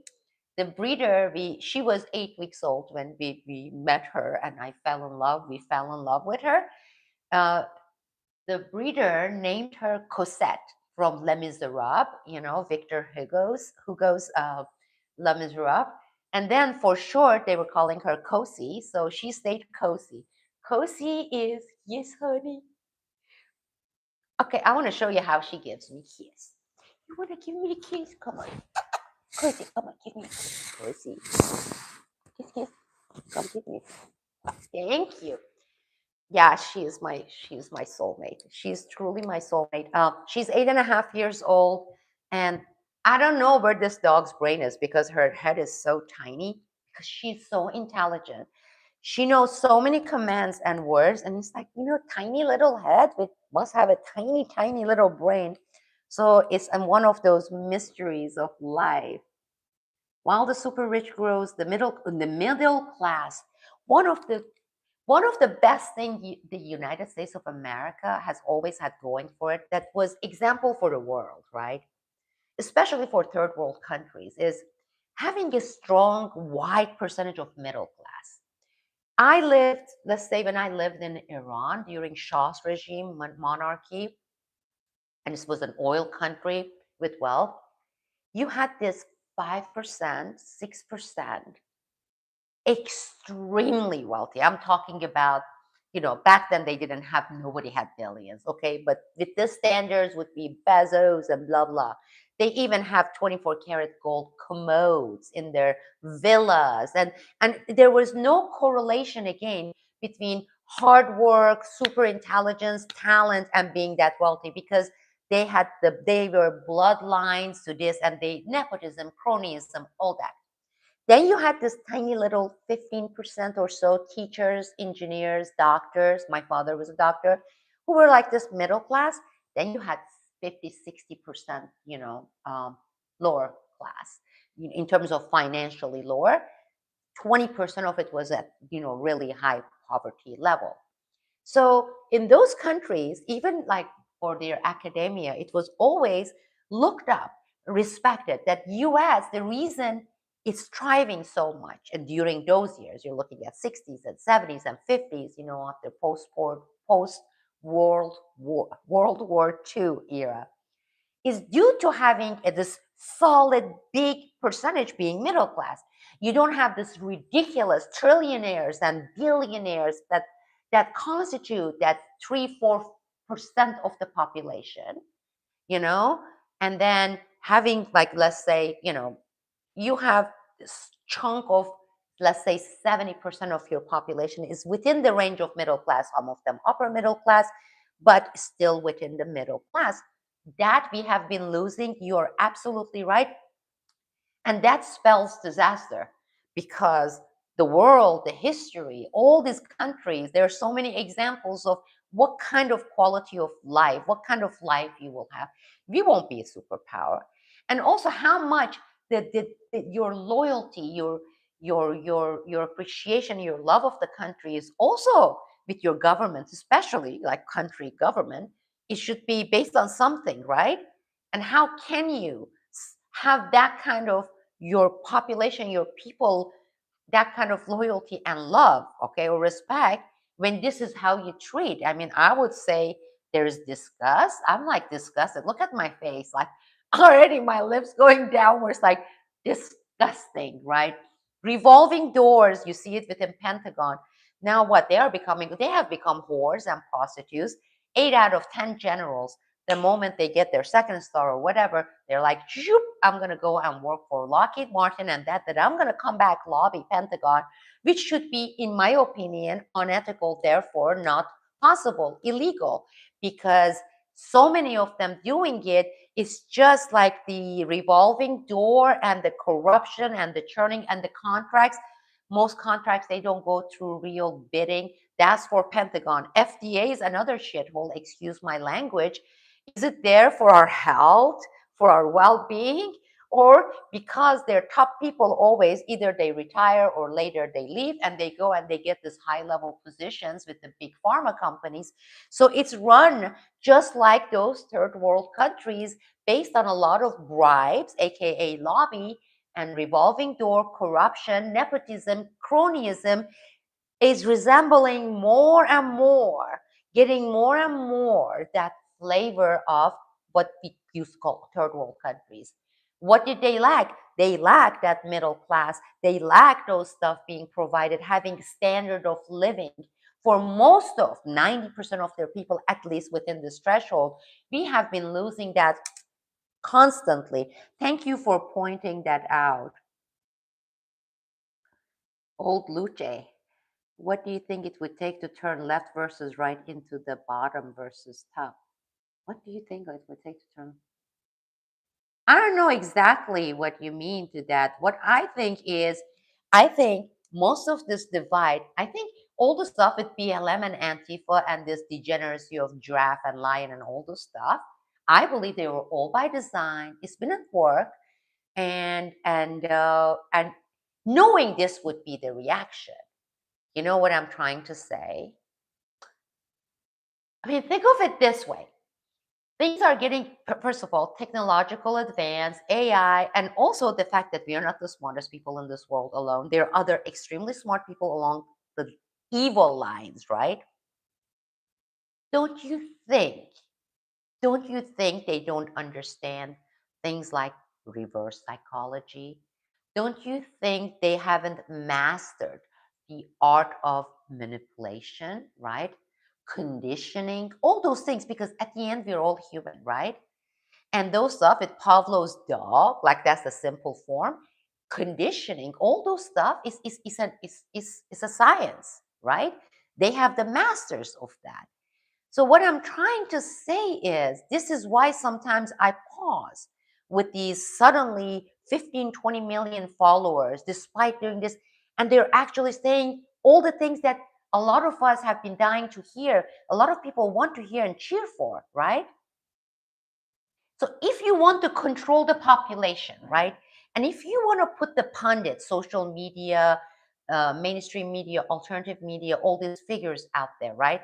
And you want to co-opt people, you want to manipulate people, you want people to act based on your blueprint plans, right?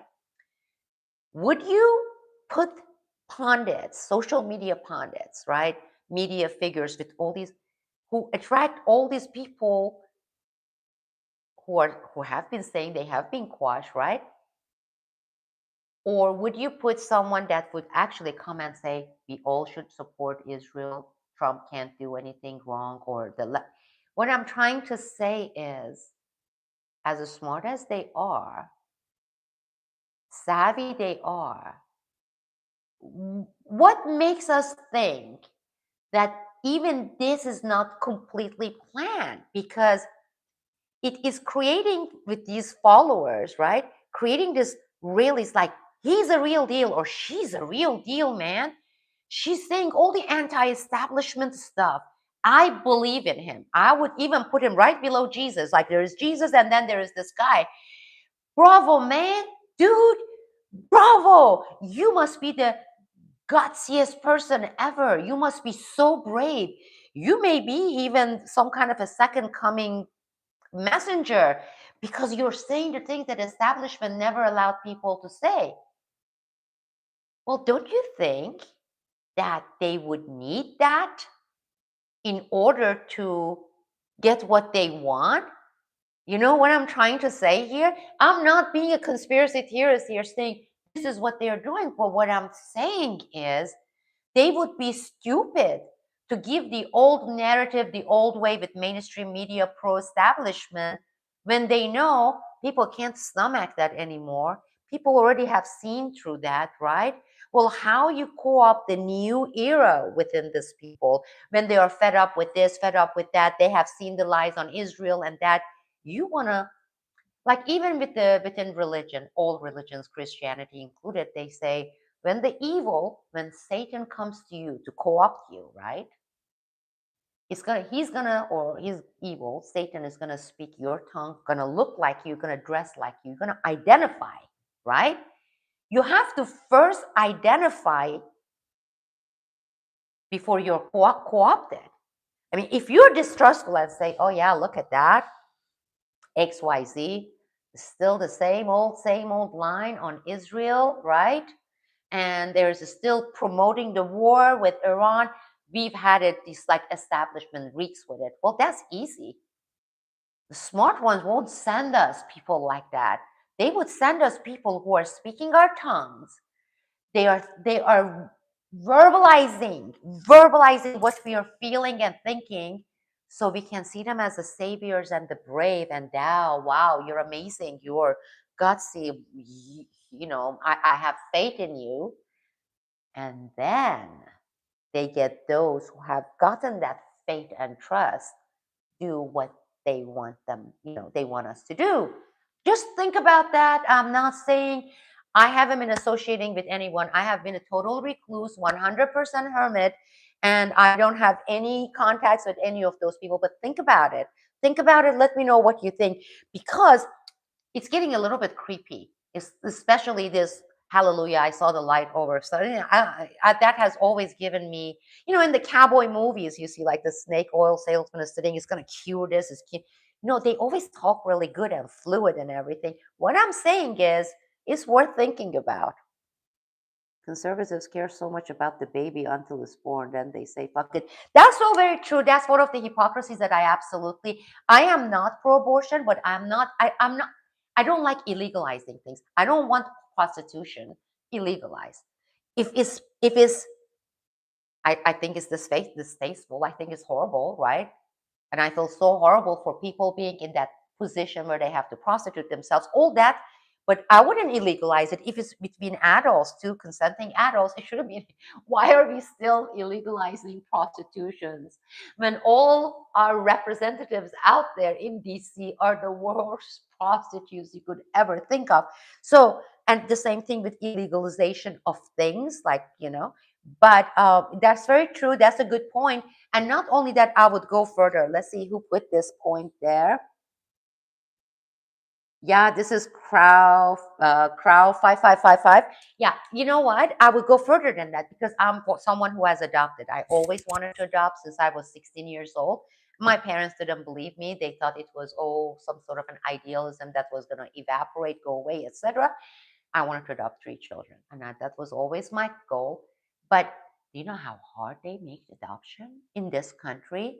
If you go and interview, and I was part of many forums and groups, like people who have adopted internationally, they will tell you the kind of hell they have turned adoption process in the United States of America, where people say, heck, I can't do it. Or those who can and they are financially able, they get an agency, they do it internationally.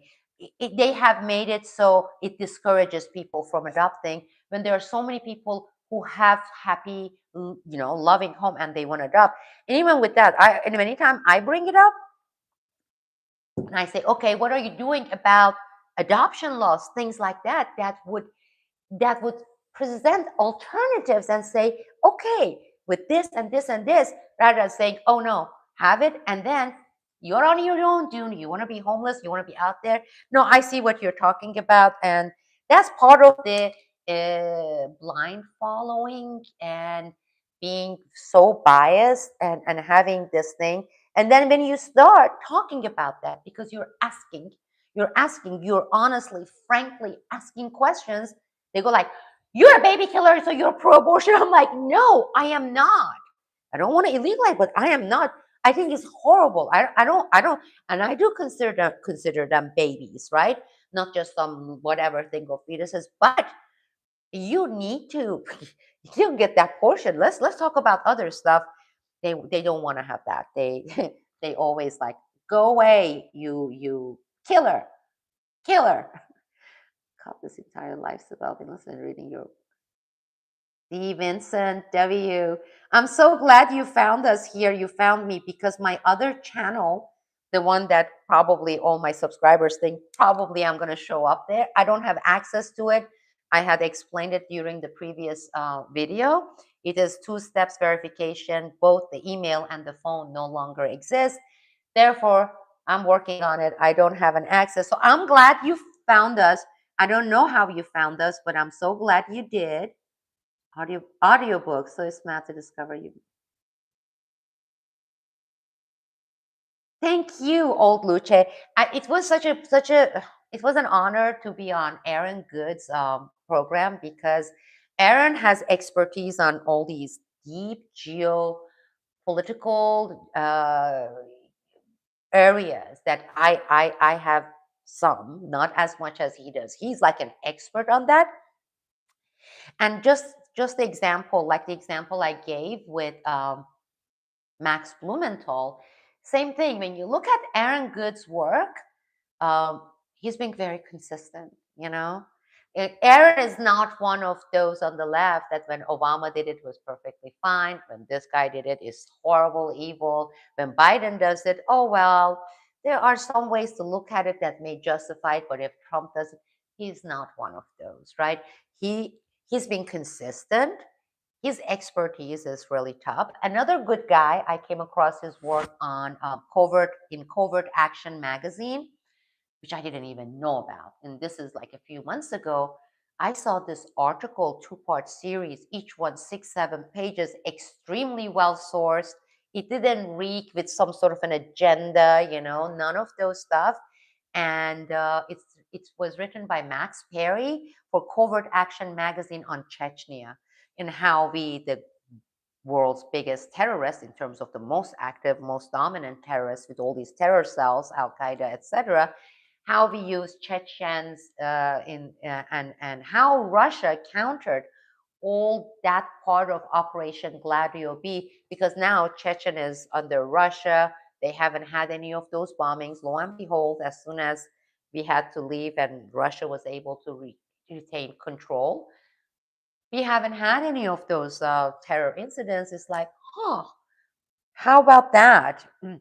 So it was great to have that interview with Aaron, because I know I was talking with someone who totally got these things, because most people, they get like, oh my God, she's saying this Stan stuff, like, I don't know, Kyrgyzstan, Kokostan. I don't even know where these places are. And you can just see that they're getting, but talking with someone who know and understand the importance and how that exposes Operation Gladio B, how the stuff with CIA and all that, it's so refreshing and it's so rare. That's So I'm so glad and I'm so thankful that he gave me the opportunity. And then if you go, he has a site, a Patreon page, American Exception for everyone else. If you are not, you haven't done it. So check out Aaron Good. It just reeks with authentic, real deal. It's not the pseudo stuff. And guess what? People like us, him and I, and very few who are out there who are not pledging allegiance to this evil or that indoctrination. We are kind of politically agnostic. Oh my God, shadow banning. You should see this stuff with my the stuff I put on X. People are like, nobody sees them. Well, the revolving door between civil service and lobbies is conflict of is absolutely is. Again, it's so openly done. It's been blessed at the highest level. There is nothing illegal or unethical about it in their eyes, in their views. It is business as usual. And, you know, going, delving into the root causes is the most important thing we should be doing. I mean, you're looking at pundits who are speaking and all these popular people, they talk about symptoms a lot. They talk about some of the symptoms. Like, go to the root causes. That corruption, how can you expect, right? How can you expect from a system that operates with those revolving doors and the lobby money and the bribery between the doctors and the pharmaceutical, all that? How can we expect that kind of a system intertwined with so much darkness, right? So much corruption, so much dark, evil stuff, do good things. You know what I'm saying? How can good things come out of that thing? And for fixing it is always like, oh, we elect someone else, they come and they will just switch some figureheads. That one is out, this one is the FBI director. Now this DOJ head is out, then but beneath it all is the same crap, it's the same swamp. What draining the swamp? Oh my goodness. And nobody's talking about the real swamp. That is the swamp. It has to be completely drained. And yes, with that, nothing good can come out of a system like that. So we shouldn't be surprised. But on the other hand, we should be motivated to say we really want the real change. Not the change slogan Obama gave us, but the real change in terms of we want change and we are not going to be easily manipulated into, which every time, I'm sorry, but the majority is manipulated into Obama, Clinton, George W. Bush second term, Biden and Trump and all that. Lou was cool. Lou Wolf. I need to check him out. And what do I know? I don't know anything about Lou Wolf. I have to check out their board of directors. I made a video for you during the lockdown with the mask mandate. Oh my goodness, this will be during my trauma period. Video for you during the lockdown. Oh, were you part of our group in Florida, D. Vincent? George, he is here. George Cicatos. Well, where do you see the US a year from now? Oh my God, George, that's a very hard question. First of all, I don't have the crystal ball, which you all know. And George and I have been connected just in the past few months. I think it happened via, I put this notice on Facebook saying, hey, I'm still alive. I'm kind of coming back. But he's become a member of Patreon. And I'm so grateful for that, George. And I can tell people who are just good people, I can tell. I mean, you haven't physically met the person, but you can tell from that tone with that kindness. And that's another thing. Even without meeting someone, I think at least it applies to me. There's kind of feel the kindness in someone, and George is so very kind. Um, where I really wanna, I really wanna analyze more and talk more and chat with some people who are much better than me, experts about this whole um, likelihood or potential or the risk or whatever you want to call it for the Civil War, because Oregon, California, Washington State, Illinois, possibly New York. I mean, it will be in some other places in the smaller pockets, clashes and riots. I was so surprised because I was looking at the statistics just 2, 3 days ago, George, and It even put North Carolina and South Carolina there because I was thinking of much less likely to see anything significant in those areas. Now, North Carolina, I can understand to a certain degree because of not the rural areas, but the universities, like Durham and Raleigh, and, between that and Charlotte, you have this triangle there that, yeah, you can see that part. But South Carolina, I was surprised to see South Carolina with their statistics for that, for potential for riots and depending on how these would escalate, we actually, I believe, we may be looking at a potential civil war. I hope not. I hope not. But it's not over exaggeration. Economically, financially, I don't see anything good happening or any recovery, meaningful recovery happening within the next 2 years. And that applies to everything. And I'm not an economist, so please, please, please, I'm just giving personal opinion. I have become a sort of walking encyclopedia on real estate because that was part of my therapy, focusing on something and studying it really to death, like OCD, like 6 hours a day, because I was locked in for 3.5 years. We just kept inside. But real estate collapse is imminent and it's already collapsing in so many places. All those money they printed and all those loan they handed out. And this is like, how could they go circular? Like they repeat the same stuff, similar stuff, not exactly identical with 2008 crashes, again with those. So between the crash coming for the housing market, there are people talking about the massive bubble created, that is so much of it is bubble with AI, which is driving the stock market. Otherwise, right now, the stock market should have crashed like months ago, horrible crashes back to back. Yet we haven't seen it, and everybody says it's so illogical. It just defies all reasons and logics because with everything that economy and even many of the companies situation, and there are so many different ways of gauging the level of the desperation and stress on many companies, small companies as well, mom and pop shops. And the inflation rate, I mean, that is so obvious with the groceries. It's mind boggling how bad it has been. And it keeps us, it's not getting better, at least for food and supply. I mean, I'm seeing it on weekly basis. Economically, it's not looking good, including real estate. Then you're looking at I'm not talking about illegal immigrants. I'm talking about the pockets and the pockets: Oregon, California, Washington State, New York, Illinois, and if and when that gets out of control, it just depends on the success of evildoers. It really can be. I mean, I don't like those people who are so alarmist because, oh my God, it brings in 500,000 listeners in just 1 hour live.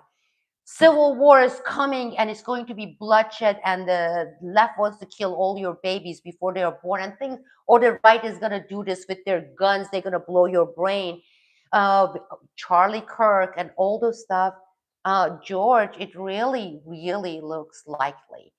And that is again part of the deep state. And I think Charlie Kirk's thing was not some random act. I think you see the connection and you see how people are utilizing it, right? It's almost as if they are trying to make it like a self-fulfilling prophecy. The way they are talking about it, as if they want it because they're the layer above them who have put them, it's almost like AI. Because people nowadays are likely, they nowadays gravitate towards figures who talk that lingo. So you have to give that lingo to us because you say cheers, yeah, you said the secret words on Israel, which is good, yeah, we do that. You say this stuff with this and it's like you hit it, and then you get millions of followers. Those are the ones who can actually make it a self-fulfilling prophecy for the deep state, Because when you have that 20, 25 million followers, and those people, they are thinking they are being counter system, right? Counter movement to the establishment movement. They're actually, it's like a reverse psychology, people. They're actually making their wishes, fulfilling their wishes. They're doing it, and it's so brilliant the way they are implementing, if that's true. I just, yeah, it's not a scientific thing to say, oh, I rely so much on my gut feeling. But I have to say, I mean, it's been so rare when my gut feelings have kind of given me wrong beep, beep, beep alarm internally. There is something in my gut that is saying beep, beep, beep. If there's something that is not sitting well, it's just doesn't seem organic to me. And now with them shoveling every day those fiery coals into an already smaller ash covered coal with the Civil War talk the way they are putting it. I think the ones above want this, and I hope we can kind of quash that somehow. I don't know if we can. I don't even know if our numbers, reasonable people, people who are not within this extreme left and extreme right, I don't know if the number is there. I hope there is, because I have been looking at this party neutral, independent, critical thinking, reasonable, cool-headed, politically agnostic in that type of a meaning people with my Patreon as well.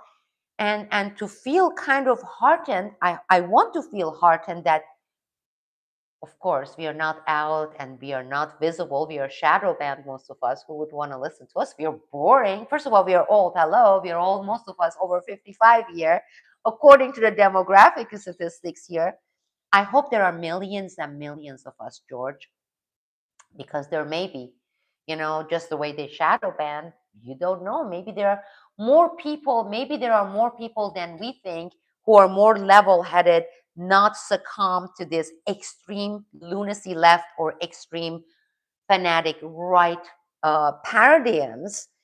And just like the middle class that we were talking before, that is what would sustain that pendulum movement. Sure, it goes a little bit too much this way too. And somehow, otherwise, we are in deep trouble, George. Otherwise, we are really in deep trouble because economic, dire economic situation also becomes the fuel for, if that's what they want, which is what they would want, it would be fuel for it. Because when you pair up, I mean, look at even Hitler's Germany, anytime you have those things, the economic conditions on the ground have always been dire. That gets people what? That gets people more spark oriented. Like they get angry, there is rage. Think about people losing their homes and being out there, right? With lots of foreclosures, there's always this lag time between when the foreclosures hit the market and when the market really goes down. And we just started seeing the number of foreclosures all over the country, especially in this sensitive area where the real estate has been going down, coming to the market. So it's not going to be long before we see them in hundreds of thousands. Economically dire situation paired up with the newly, I found the light, uh, Messiah complex figures who are really, they are filled with that ego as well, even though they are being operated like puppets from the above. They get their followings hypnotized, brain, they can maneuver them just like AI. We become the AI because they are kind of directing their audience. And I'm not for make them censor them. It's hate speech. I hate that because again, the bad people want to use that. I think anybody should say anything, but I see how algorithm is working for these new Messiah complex figures, right? They go from 600,000 to 7 million over 2 weeks. That's not possible. Sure, it's possible with some short, whatever, mini videos. And there's this girl, she's opening her butt and doing something ridiculous. and then all these teenagers and people. Okay, sure, they're, but in this political, arena, you come, you do this, there's interview, and suddenly you go from 500,000 to 7 million. That is means the deep state's algorithm and how it's managed. It's in the hand of the deep state. They're the only ones with the power, right? They're the only ones with the power. So even if I put out something out there that would resonate ordinarily with at least 2 million people all over the social media saying, yes, because that's the sound of reason. We shouldn't be filled with this venom of hatred and what they're doing. Nobody gets to see it. I keep getting, it's like, how come you're shadow banned? I never see any of your things you put on X, right? That's Elon Musk. Same thing with Facebook, right? That same algorithm that can make us shadow banned, not visible, can make someone who has, let's say, 20,000 followers have 8 million. And imagine the psychological impact of that. Because when people see someone with Messiah complex, whoever, there are so many of them, dozens of them, has 7, 8 million followers, that breeds kind of, oh, there is legitimacy here, right? This is what country believes. This is what country wants. This is what country thinks, right? And then actually I'm not saying you, people, or me, but people are more likely to click and say, I'm going to follow that too. Wow, this person has even more following than CNN. That's that. You see, I'm feeling it right now. It says beep beep beep. That gut feeling. It says something is not adding up here, people. The masters control the algorithm, and they are creating this, and they're giving that algorithm in those numbers. That means that's what they want. So what is it that they want? Well, the conversation, the stuff is being more steered um, towards the civil war. The other thing I keep seeing, and I use it during my conversation, saying this badness, right? When we were talking about corruption, the darkness, and everything. But then you listen to the way they're talking about satanic and Satan and Antichrist and the way they are putting it there. Again, that's the method Hitler used, right? That's exactly, I mean, it's an old method, but it's nowadays being done with a souped up technology and algorithm. Can you imagine if Adolf Hitler, because he was a master of psychology, he was the master of manipulation. If Adolf Hitler right now, like, was here, alive, and had all these technological advances, at his disposal, can you imagine how much more he would have done? These people have it. So there is like one out there who is trying to, or one or two who are playing the Christ angle and antichrist angle. And I'm not saying these anti and all the stuff, they are not horrible. They're absolutely criminal thugs, and I want them arrested and taken away. I'm not talking about that. But I'm talking about the way the talk and the message is being phrased. And look, I was under Islamic revolution and regime for 2 years too, right? It's almost like hypnotizing, especially most people who are not critical thinkers. You can get them commit a lot of violence because in their mind they are committing violence against antichrist.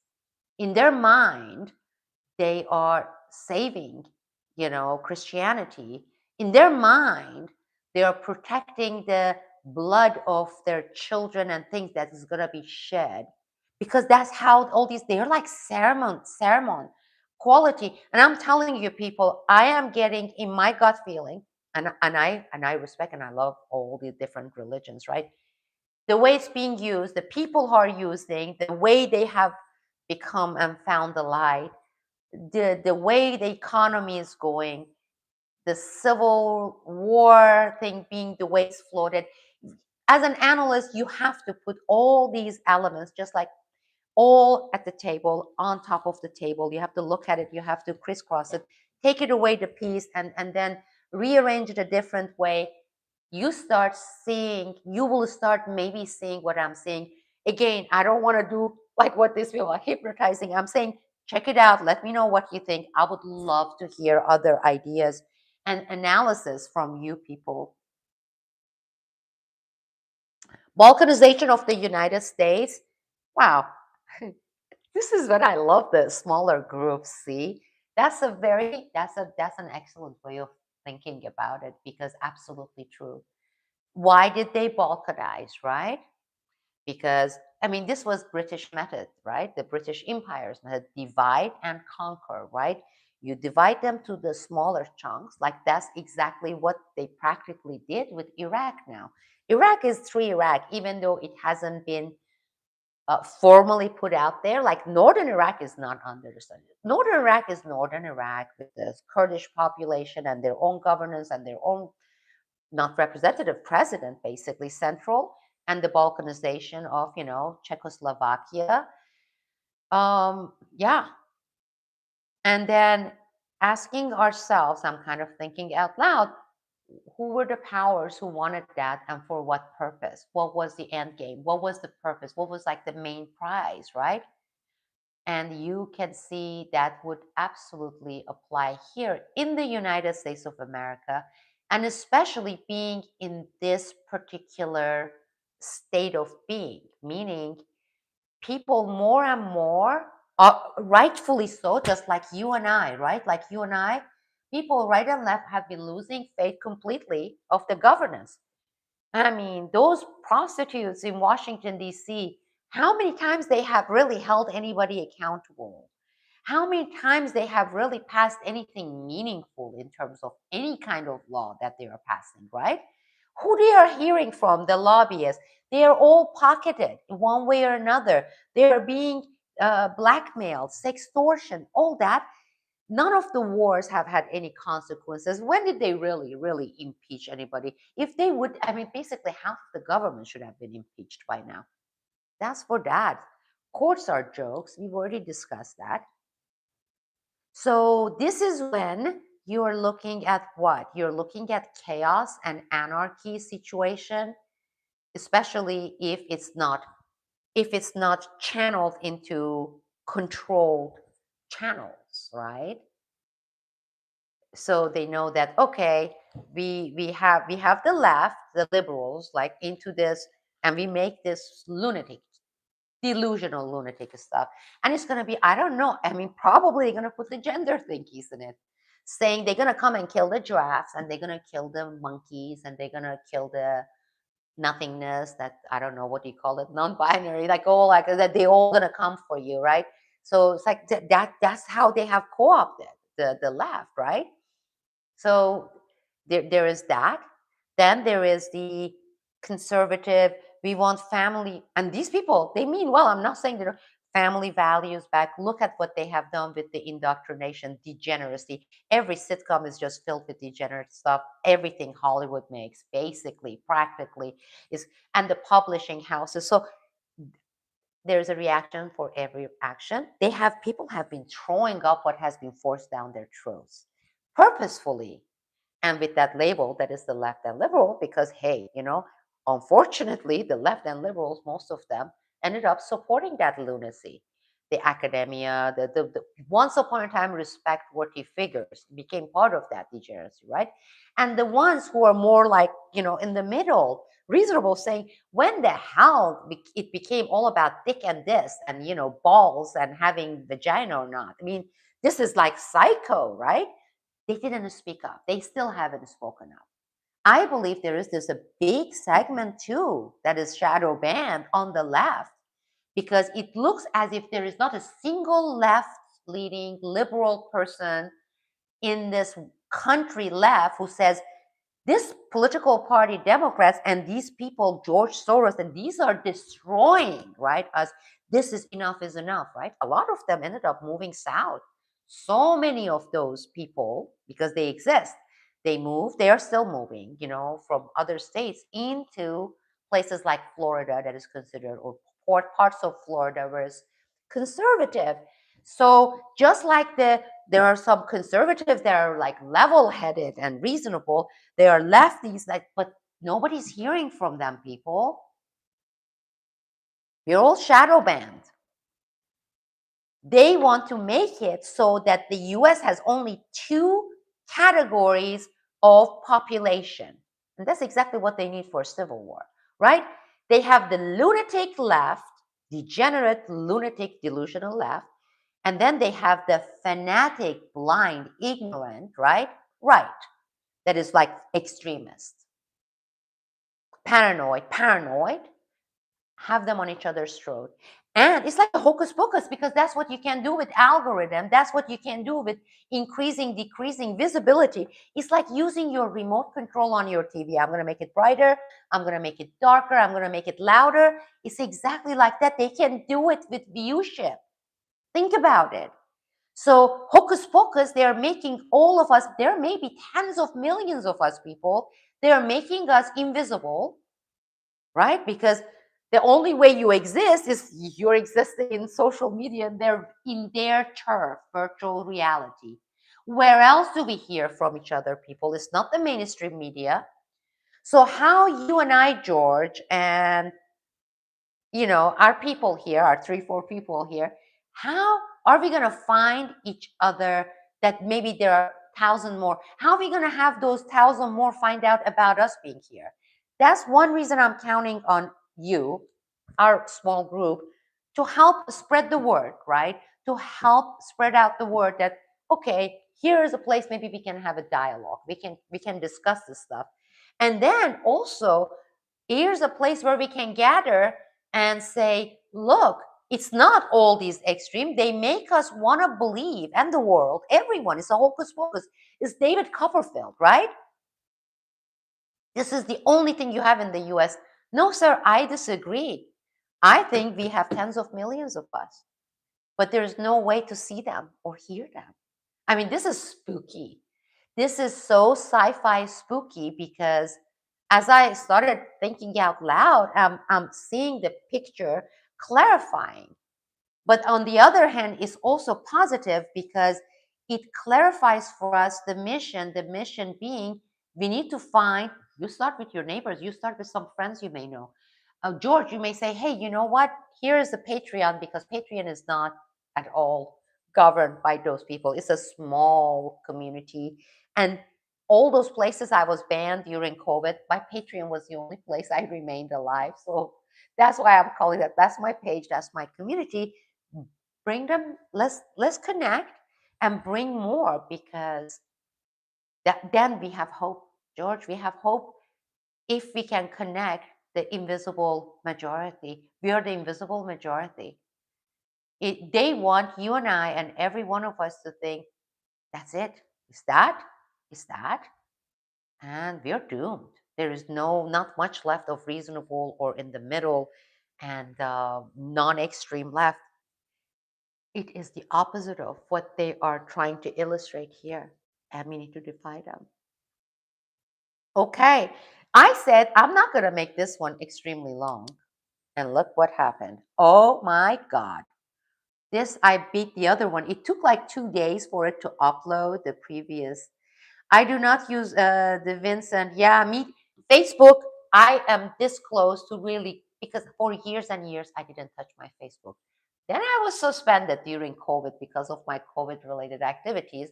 But in order to get in touch, look, I wouldn't have found George here if it weren't for Facebook.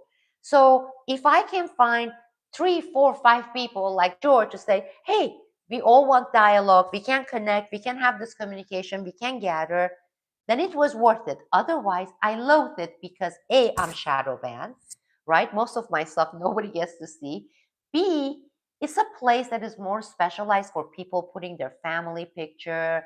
They go dine, they say, look at me, I'm sipping wine, I'm looking at my expensive shrimp bowl, things like that, or my fashionable, it's my birthday, it's your anniversary, things like that, which I'm not interested. Then it gets attention. It's like, oh, thousands of people doing that, but not for these kinds of things. X, again, I think through X, I was able to reconnect with at least a few people from before. that I didn't have contact information for. So that was helpful. But think about it this way. Sure, they can shatter because they hold the remote control.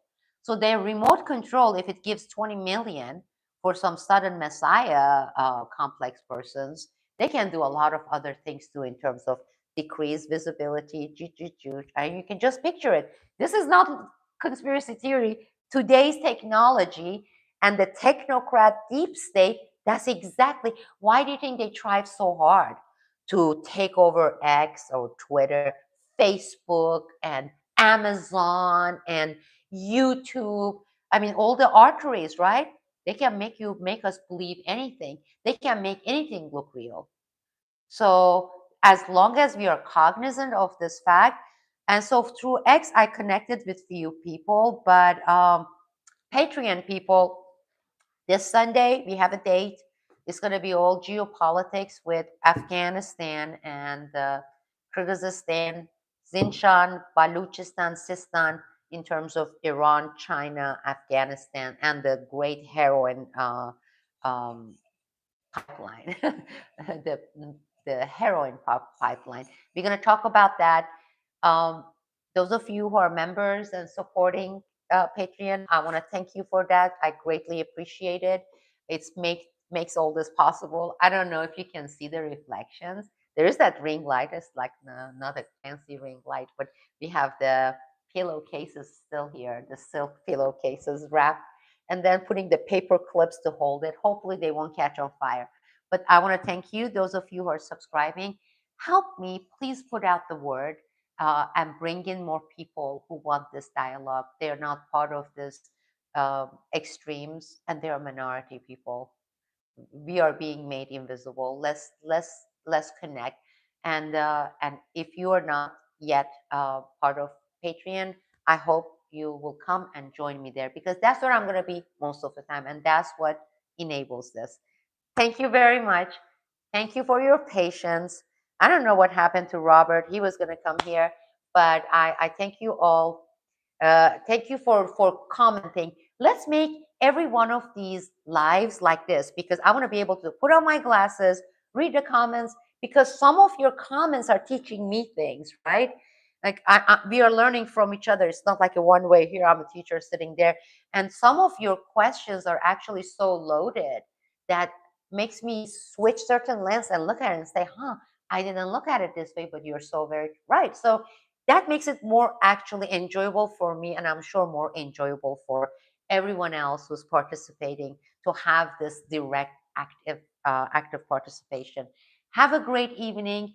See you on Sunday. Looking forward to connecting with you on Sunday. And stay well, stay sane as you have been, remain sane, and please alert others, let them know, and bring them here, have them join us. Thank you.